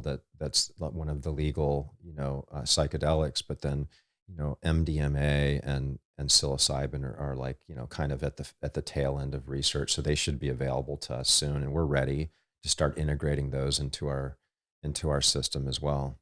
Oh, perfect, dude. I love that. And I definitely, at the end, I want to make sure we make time to drop in all the ways that everyone can get in touch with you. But before we get there, I want to be mindful of time. So we're going to have to maybe tighten up the little pieces here. But I want to start to talk more about some of the protocols that I've been working with. Like, number one, glutastat nose spray. Talk about that. So the nasal mucosa, right, the lining of the nasal passage in the sinus, when stuff starts to grow in there, it starts to produce something called a biofilm, which is like this really sticky protein. And so it acts like flypaper for stuff that's in the air, right? So a lot of people, without proper sinus hygiene, will have a lot of this sticky biofilm in their nasal passage. And so if they're like in a moldy house, it's amplified because all of that particulate in the air is getting stuck in the sinuses, and then it acts as a carrier to carry it not just into the bloodstream, but like it's a direct connection to the brain. So anything going on in the nasal passage and the sinuses really has a very detrimental effect, not only on the gut, because you can seed the gut with a lot of bad stuff from the sinuses, but you can also outgas into the brain quite a bit. And so I found early on that doing a sinus hygiene protocol, I usually do like a 30-day protocol that's more intensive, and then a maintenance program. And so I created glutastat as a need when I was doing medical crew for Tony Robbins. And I caught this flu, and people were getting this flu, and they were down and out for a long, long time. And so a lot of these things start in the sinuses, right? And then kind of go back to the throat, and then eventually like it seeds into your whole body and you're sick. So if you can get it early, and you can start to actually get that. And so I was nebulizing this, and we have a dropper bottle that we'll have patients put into a nebulizer. So we have two forms of the glutastat. One's a nasal spray, and the other one, can be put into a nebulizer. So I started nebulizing this, and I created this formula. And literally the next day, I wasn't sick at all. I'm like, man, I'm onto something with this. And so this was probably 2000, I want to say 11. And so we launched our store way back then, and the two products that we had were glutastat and Glutamax, glutathione suppositories. And this was the early beginnings of what is now Mitozen. Which is another place for people to work with Dr. John. Mm-hmm. But I've loved glutastat, and you said when all is good, it's a couple sprays per nostril, a couple times a day. Mm-hmm. And then when you're feeling something, or if you've been maybe come into contact with something that feels like maybe someone was sick, or you can hit it much more often than that.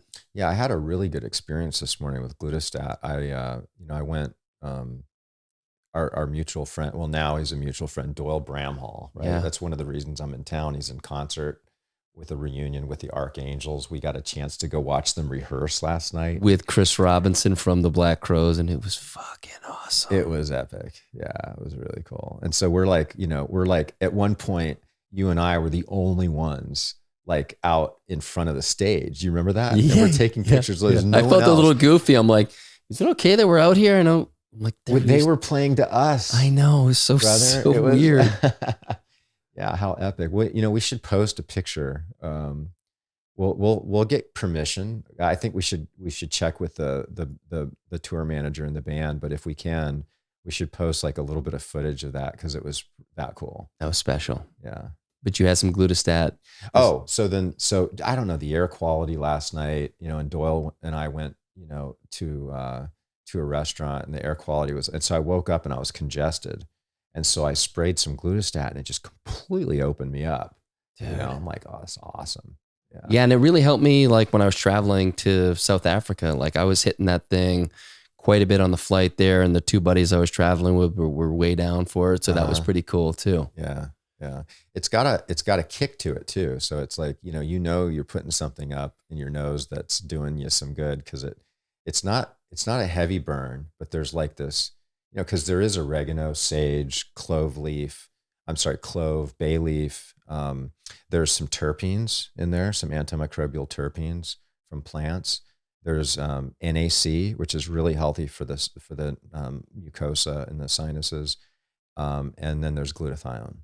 So it's all of that packed into one product.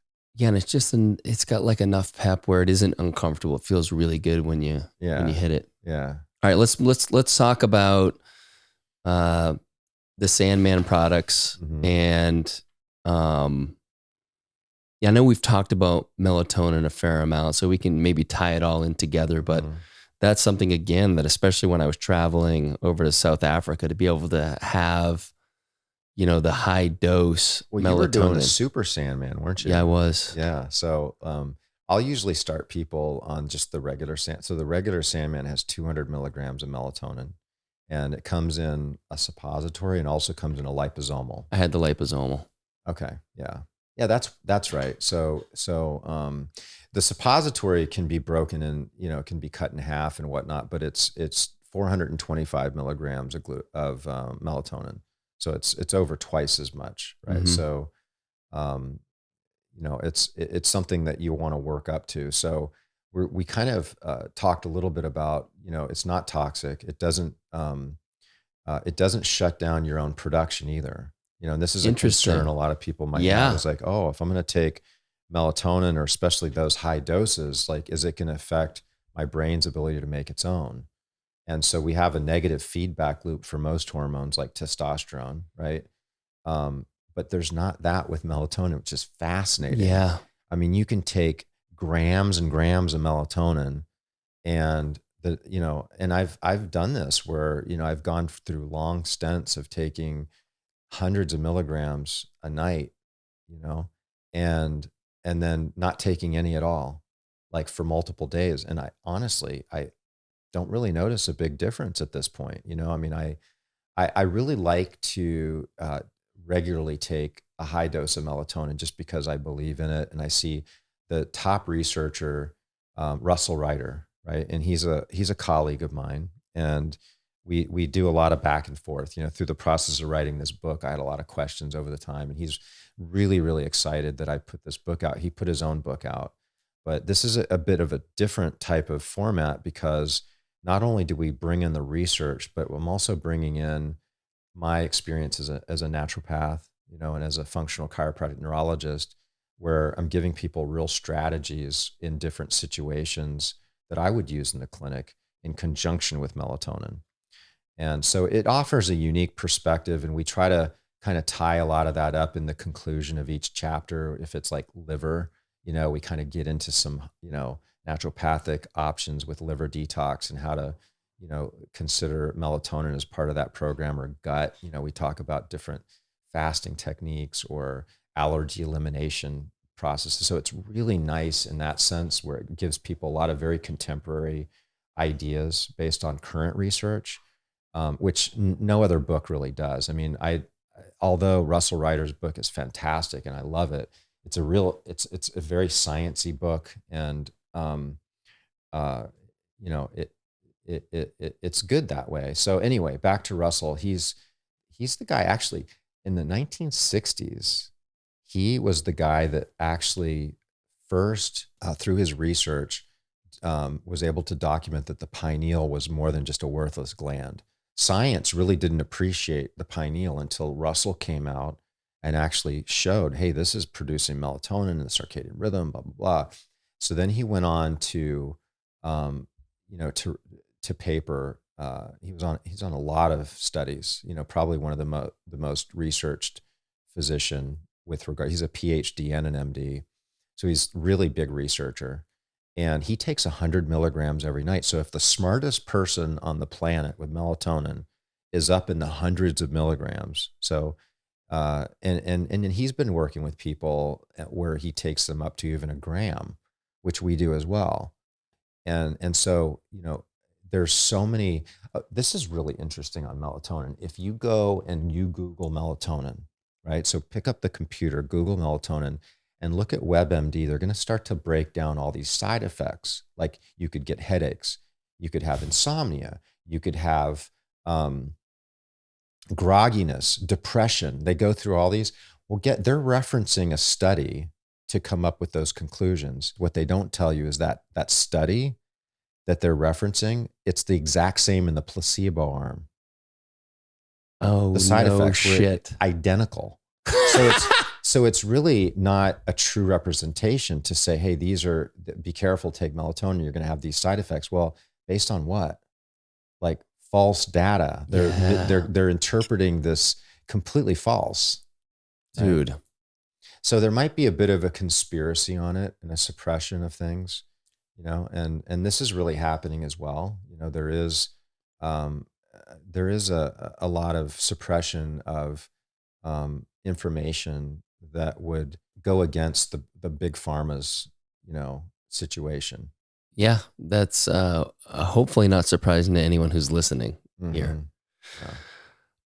Let's talk a little bit about meditation mist. And Mhm. we touched on it earlier, but because that is my first introduction to your products. Yeah. Well, the Zen meditation mist, we started to talk about it with the hape, Mm-hmm. and so what I found was that it was too much with the regular way it was administered, and so we had already been making some nasal sprays, and so I had this fantastic idea of like, well, I'm going to make a hape nasal spray, and that's when Zen was born, and it was beautiful because it's right on the edge of like giving you that strong effect. So it does burn, but it doesn't last very long. No. And most people can tolerate it very well. And you can really experience that afterglow effect, which is in essence, it's a strong parasympathetic response to the vagus nerve. Because your face, the inside of your sinuses and nasal passage, tongue, inside the mouth, eyes, the sensory of all that is filtered through the trigeminal nucleus, and it's the largest nucleus in your brainstem. So your brainstem is where all these autonomic nuclei are, right? So the autonomic nervous system is really rooted in that brainstem, primitive, right? Primitive brain, and so it's this automatic response, and um, so so we have this.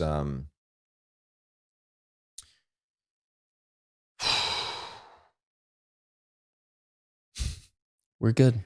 Yeah, we edit this a little bit. No, we're gonna roll with it. Okay. You're All right. fucking human. Yeah. No, I got to sleep very late last night. Yes, you did. We're talking about the meditation mist, and I know Mhm. that, from my experience, one of the things I love about it's like a kinder, gentler version of hape. And what I love Mhm. about hape is it just clears everything for me. It gets me out of my mind Mhm. and gets me into my body and hopefully into my heart. Mhm. And I think what you've created with meditation mist is that opportunity for people to drop into a deeper meditative state. Mhm. And you have different options for it, right? You have Yeah. the classic The essential version. oil, You the have the essential regular, oil, which is EO on the label, and then the the CBD. CBD. Yeah. And So this burning effect, right, is yeah, activating the trigeminal nucleus. This is where I kind of lost my train of thought. And so, because it's such a large nucleus, when it's activated, it really integrates this parasympathetic response, right? So, this is part of the effect. It's not just the medicine, because the medicine, does, there's oxytocin in there as well, and some other like linalool, which is the active ingredient in lavender. So there's a lot of science within that to promote and support this parasympathetic reaction. That's where you get the when you're in meditation. When you're in a deep state of meditation, you're in a deep state of parasympathetic. And so that's mm. what the goal with the Zen is to promote that. And so it can be used anytime during the day, Dude, I really. use it like literally. I'll be playing golf Hmm. and I'll have a couple of shitty holes. And what happens? I'm in my head. I'm thinking about this. I'm worried about what just happened. I get in the golf cart. I hit that. It just drops me back into my body, and it's like, Hmm. okay, I'm good. It's Hmm. like it's been such a great tool. Nice. Yeah. In that, but I use it every morning. I use the whatever the classic version, not the EO or the CBD. I use that Yeah, in the morning the because it's regular extra strength. yeah, because it's Yeah. stronger. It's got the Hmm. stronger hape, and so I get to feel the medicine throughout my body, and that really just grounds me into the day. And so Hmm. I've loved the experience working with that. Yeah. So you can use it as an entry into meditation. There's a breath I like to call the Zen, 10 and Zen. So 10 Wim Hof breaths, right? And you can do more, especially for the experienced breath work practitioners. And I kind of came up with this in a sauna with Ben Greenfield. Early on, I really attribute a lot of what's going on with Mitozen and even being invited on a lot of these podcasts from Ben Greenfield, because he kind of, his cousin was my best friend, and passed of cancer. So then Ben and I became very close, basically collaborating to save Tim Brown's life. And he just was very quickly taken by cancer.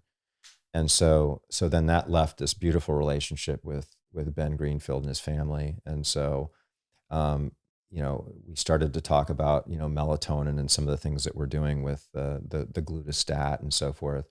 And COVID hit, right? And so he started to talk about the glutastat with regard to some of the current issues that were going on, and it just created so much attention with our products, and it kind of took off from there. So Ben has a very loyal. He's amazing group. His audience is. I mean, we've worked with Ben with Feel Free. Yeah. He's done some. He loves Feel Free. He fucking loves it, and you can tell when he promotes it that he does. And I mean, he's moved some product. Oh, for sure. As you've had direct experience with that. Yeah. So it's been an amazing relationship. Yeah, it's funny. Actually, we had got connected through a mutual friend, and so I went up and spent a little time with him this summer.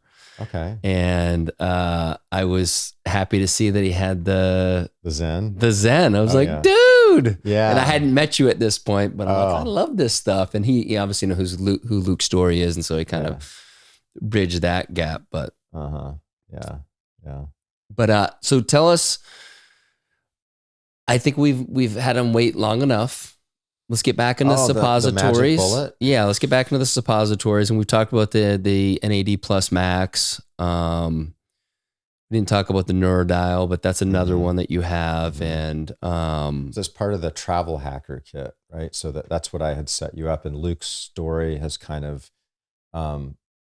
added in the NAD to that protocol. So so I was traveling between Hawaii and Florida like 3-4 times a year, because I grew up in Hawaii. My dad and sister still live out there, and I have lots of friends.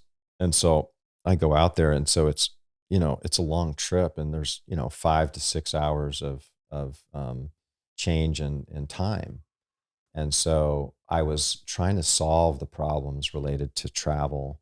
And what are the problems? The problem is when you travel, the stresses of the flight, right? Poor air quality, a lot of electromagnetic stress, right? So there's a lot of neuro excitation that happens, and to calm that down, and neuroprotective aspect of like CBD, we have a 300 milligram CBD suppository, and that seems to work really, really well to mitigate a lot of the negative effects of flying. So what Luke found is he added in the NAD max to the flight, right? So while flying, you're like supporting your cells with the NAD.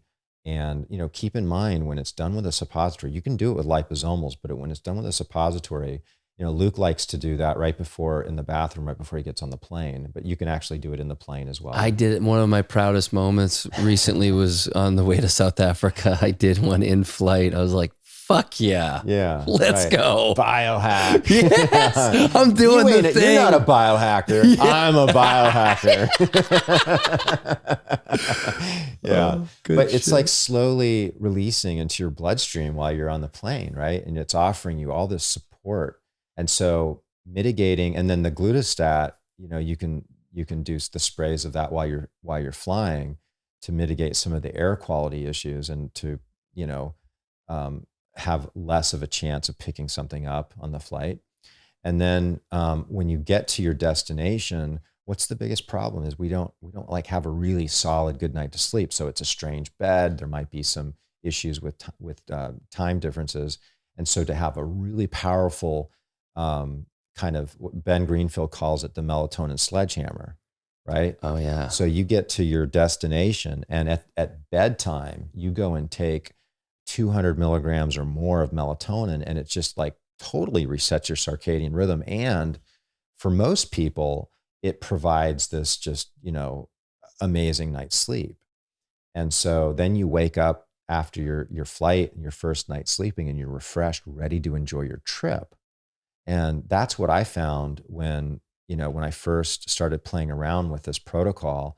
I'd go out to Hawaii and I was out there surfing, big waves on the North Shore, like the very next day, feeling amazing.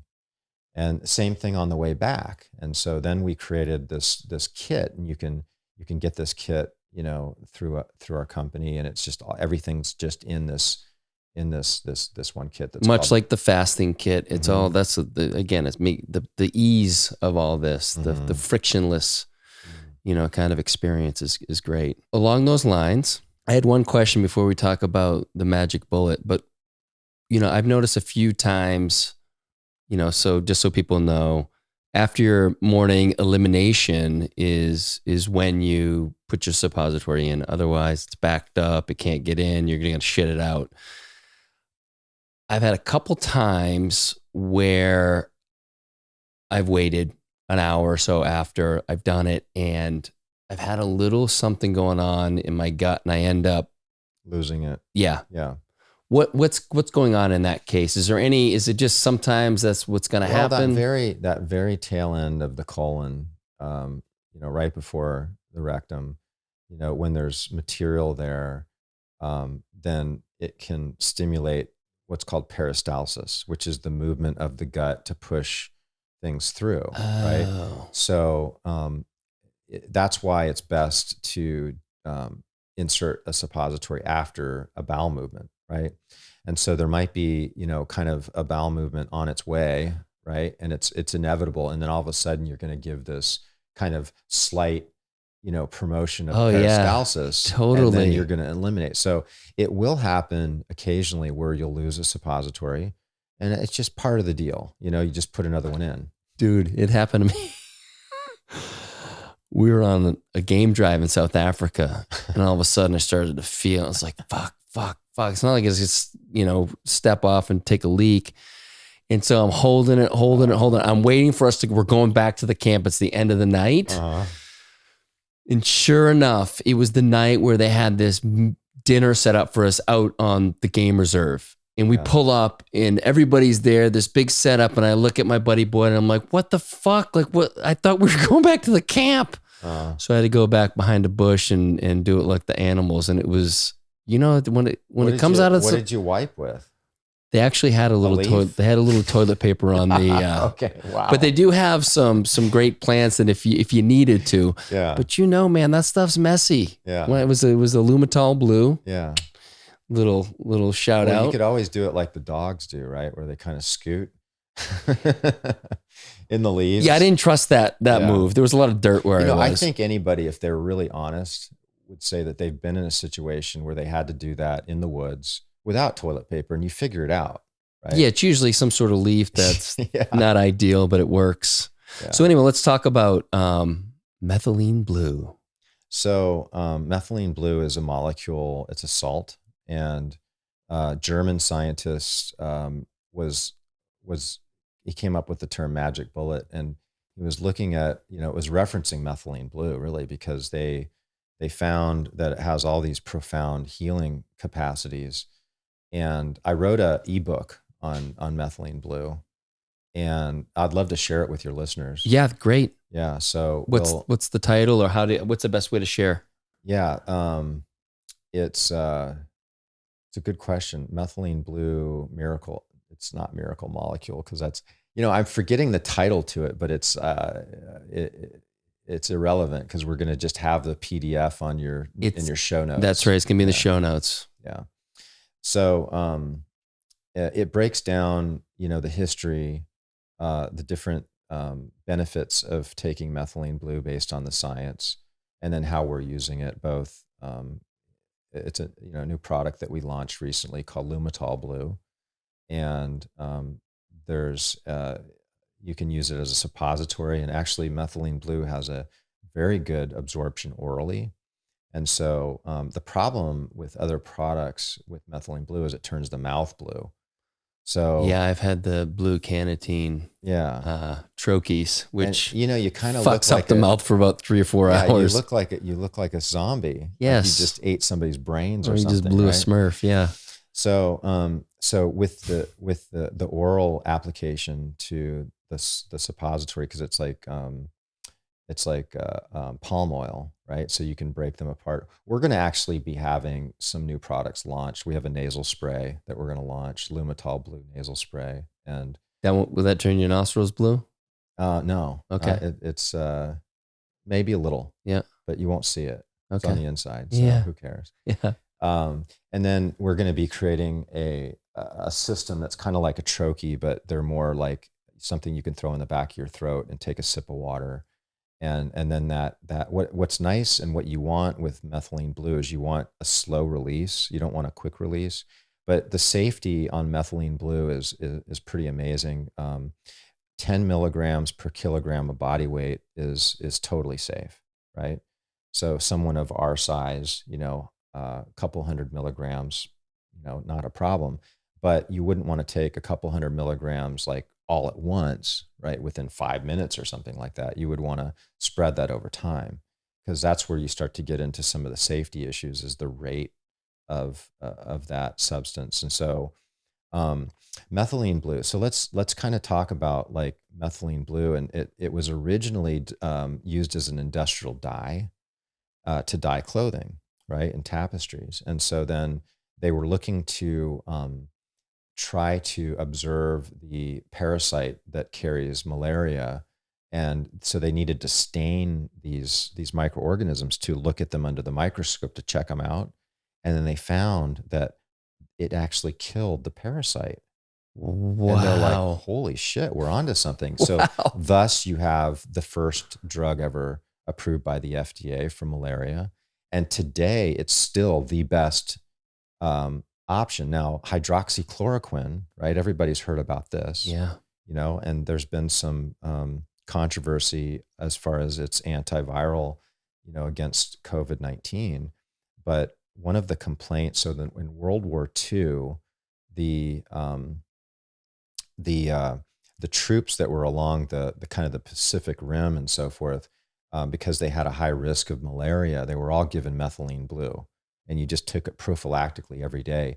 And they knew that the soldiers were taking their medicines because their urine was blue. And they used to have a saying that would say, I'm so patriotic, like my urine's even blue. I pee blue. Right? That's awesome. But there was also a lot of complaints. A lot of people, they didn't like that. The soldiers didn't like that, which when you consume our products, your urine definitely turns blue. And I don't get why that would be a problem. I think it's like beautiful. I think it's cool. The only problem is when the suppository comes out a little bit early, it does stay in the toilet, people. So just have a brush handy. Yeah. Yeah.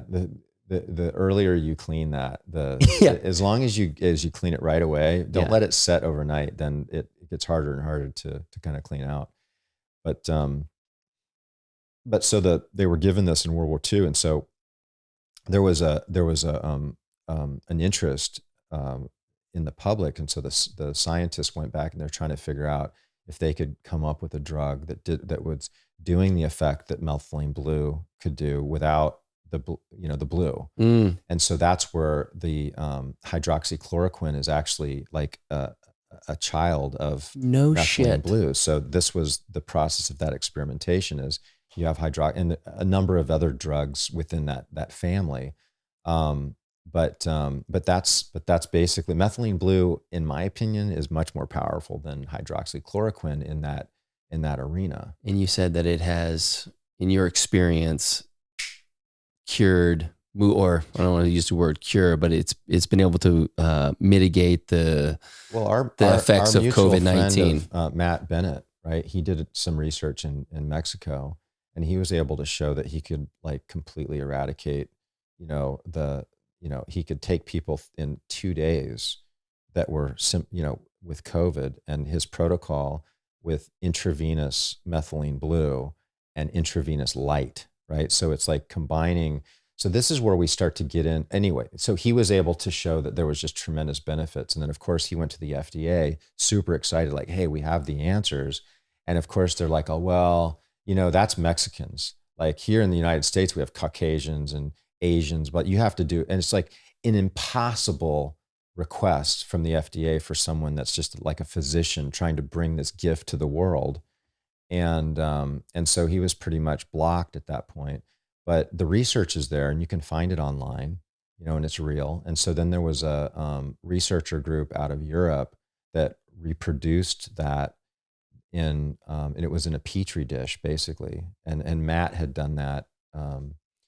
And so they were able to see that within 2 minutes, COVID would just die with the exposure of methylene blue. Damn. And so they reproduced that, and lo and behold, it was accurate. So it's not only Matt, but it's been reproduced, and it's been shown to be. And I've had some patients that I've treated, that the symptomatic aspect was greatly improved with the application of intravenous methylene blue and intravenous light. So, how can people create this at home? We have a pretty elaborate clinic, and we do some pretty fancy things with some of these protocols with ozone and methylene blue and intravenous light and all these different things like that. But at home, people can get like a red light panel, right? And like, do you have a brand that you recommend? We have Mitolights, so we actually sell some panels. Yeah. Oh, so the gift that you gave me was so that's not that the mini is not on our website yet. It's probably within a week or two. But it's a beautiful little mini light. You can put that right over your wrists or around your carotids, and your neck, because those are going to be areas where you're going to get exposure to the blood, right? And so that's what you want. So the methylene blue. So this is kind of how it works. So we talked about those 4 proteins that deal with moving electrons, right? So there's 4 different kind of entries that the mitochondria can use to make energy. And so they're called complexes, and they're based on their number system. There's complex 1, 2, 3, and 4. And the 4th complex is called cytochrome C, okay? And cytochrome C, just like the name, cyto, cell, chrome, light.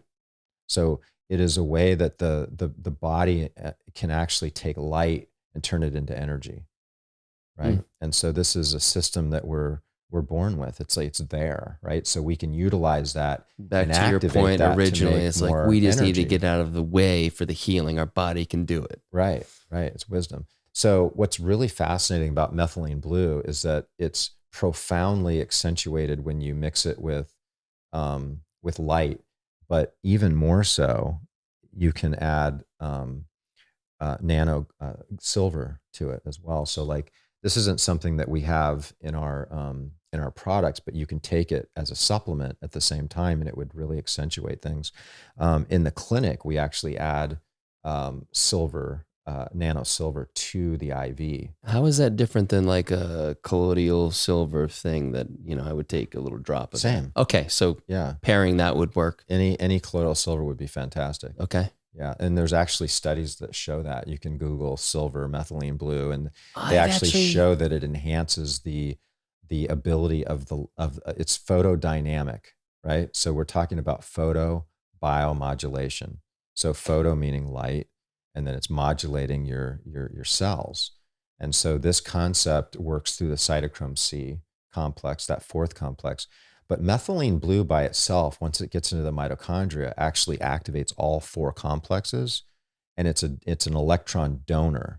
And that's why like there's a lot of UFC fighters that have found this to be really beneficial, and like athletes in general. I mean, anybody that's really looking to improve their abilities, because it allows you to have energy outside of oxygen.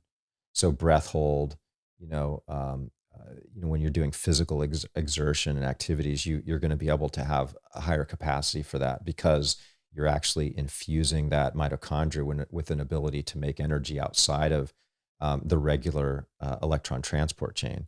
So, and you feel it, when you take it, you feel that energy and that higher capacity. So it gets back to that hormetic window. Your body's more resilient to stress, and that's a good thing in today's world. Yeah. And so with the suppository, couple times a week. Yeah. Mm-hmm. And same with the NAD plus max, a couple times a week. These different suppositories, and I'm sure each is a little bit different, but you recommend pulsing, right? So it's right? not like something that you want to. Now there are some different situations. I mean, there's some good evidence. Methylene blue really helps with a lot of degenerative neurologic disorders. Really really good research on that. It's got some amazing antimicrobial capacities. And it supports the mitochondria, and it's been shown to be very beneficial for depression.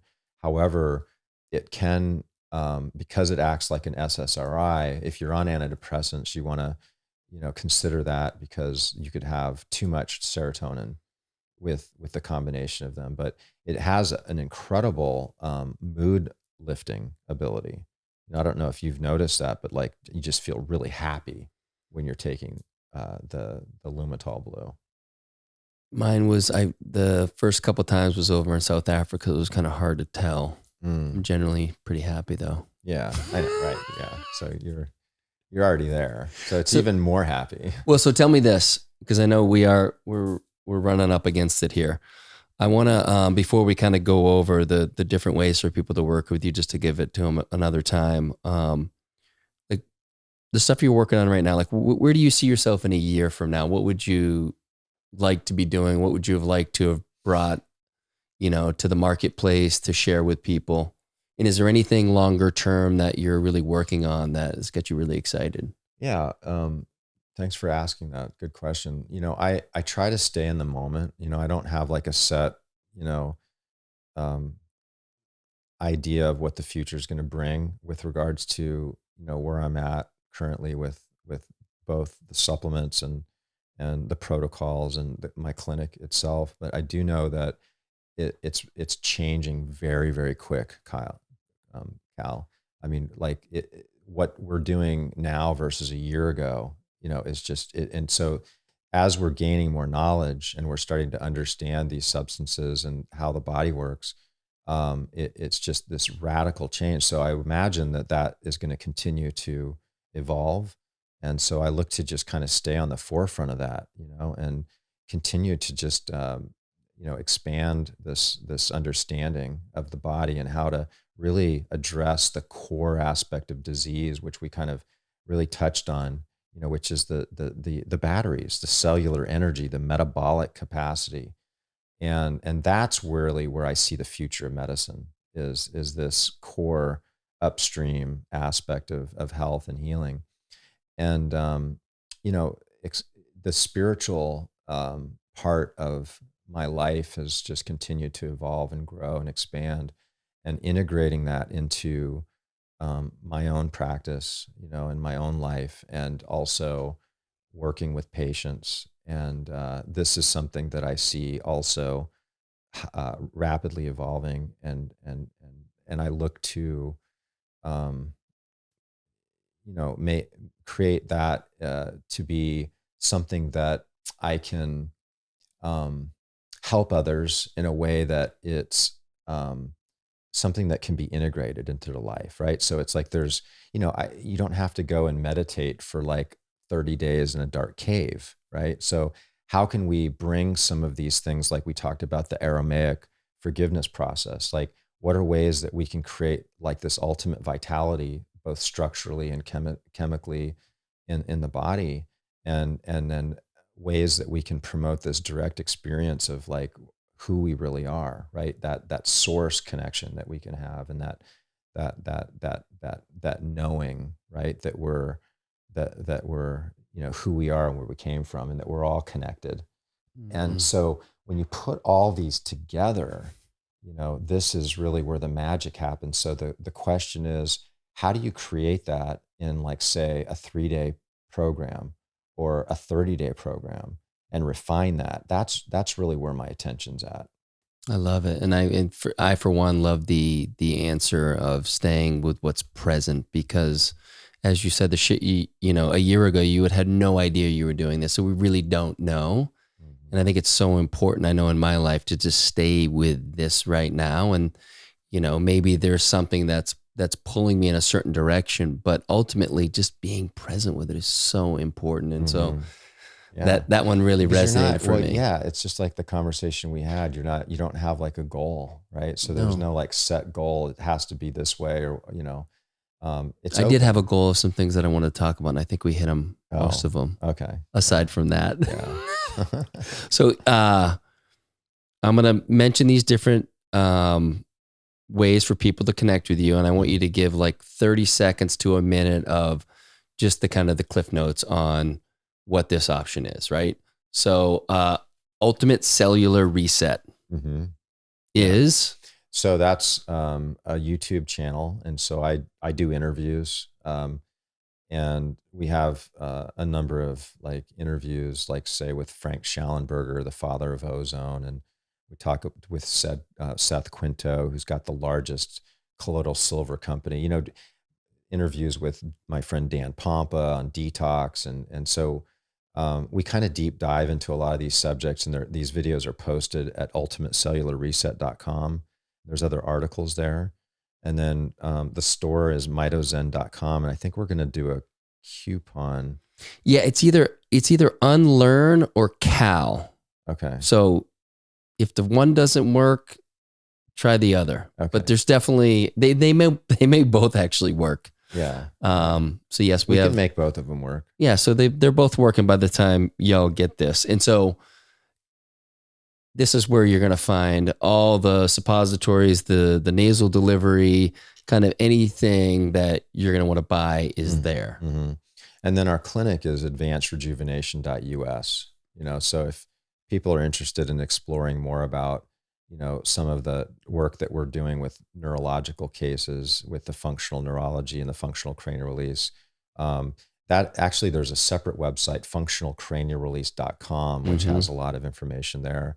But we also do a lot with orthopedic regeneration with stem cells. We were early adopters using high definition ultrasound, doing precise injections using bone marrow and using different placental stem cell products and platelet rich plasma.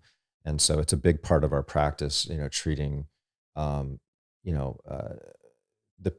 treating the body with regenerative medicine. This is another really amazing conversation that maybe we should have on another show. Yeah, done. Luke and I did a great show that's coming out in next month, I think, where we just deep dive into regenerative medicine, especially for pain and structural applications. You know what might be fun? And Josh and I have done this before. Josh and I did a co-hosted an episode, but I think the four of us getting together, and just dropping in would be really fun. So you, me, Luke and Josh. Oh yeah. Oh boy. I got 4 mics. We can make that happen. So next time you're here. Yeah. All right. Yeah. Let's set that It'd be up. super fun. Right? That would be a good one. Yeah. Yes. Let's do that for sure. Okay. So I know Luke gave you a bit of advice about maybe changing your Instagram handle, but as of now, it's Ultimate Cellular Reset at Instagram. And so we're going to try to change that. I to think you John got to go to Lieurance your at name Instagram. or something. It will be in the show notes and then everything else can fall through that. Yeah. That's good advice. It's a sound advice. I agree. Is there anything else you think we need to cover before we wrap up? Wow. We talked about a lot, and I think we went deep in some areas and we scratched the surface. So there's a ton of information from, certainly the websites you gave, in particular, I think Ultimate Cellular Reset is a great one, but just kick around through your different portals. And I think people will find what they're looking for. And I would say if someone's two final questions, someone's a beginner, like in the biohacking space, right? Where are they going to get the most bang for their buck right now with what you're doing? And then if someone's in kind of more intermediate and they've been playing around for a while, where would you recommend them going? Well, there's multiple answers to that. So like, I think sinus hygiene, that should just be a given. It's really easy. You can throw that in your pocket or your car and execute that protocol. And did you recommend pairing that with some nasal rinse and stuff like that, like neti pots or any of that? I do. So I have a sinus protocol that, again, we can put that as a PDF that outlines. And so there's different levels of this sinus protocol where we can nebulize some of the antimicrobials, or we can add like a neti pot. So I personally, every morning I'll take neti pot, and what I'll do is I'll add a little bit of iodine to the water, to the saline. And I'll even take some of the liquid glutastat in the dropper bottle and put that in with the neti pot, and I'll irrigate. And then after I irrigate, I'll spray the glutastat nasal spray. And that's kind of how I start my day. And do you use like the old school neti pot, or do you use like the spray bottle rinse? Yeah. Or does it matter? So, well, they're both adequate. There's a bottle system where there's like a little pump on the side of the bottle, right? And you put it up to your nasal passage and then just squeeze that little pump that comes off the side of the bottle. I haven't seen that one. Yeah, I'll look it up and we'll put it in the show notes. Great. Yeah. Okay, so any of those work great. So then if you want to start like dipping into some of this metabolic medicine, I mean, all three options that we talked about, melatonin, methylene blue, right, and NAD, they're all like fantastic. You could cycle through them, it's hard to say without working through it. You should work through a healthcare provider, right? So like everything that we're talking about today is just conversation, and ultimately anything that you do should be something that you cross-reference with your healthcare provider, and not just take this is not medical advice by no means. However, all of those three could be realistically cycled, and there might be one aspect that is going to give you a more of a bang for your experience. So you might feel a lot better, like say on NAD versus methylene blue. And I would look at the NAD and the methylene blue as something that's going to like have like an immediate improvement in your cellular energy capacities, where the melatonin is going to be more kind of in a deeper level, protecting you from stress, which is going to allow, so you need less methylene blue. You would need less NAD, right? Because it's like providing less stress to the cells, so you don't need to buffer stress as much, so you have more capacity and energy. I love that. Perfect. That's a wrap, brother. Yeah. You're going to be a little late for your appointment. Is that okay? It's okay. Okay. Yeah, I'm good with that. Thanks for coming on. I look forward to the next one already. Thanks for having me. Yeah, brother. It's been awesome. Yeah, no doubt.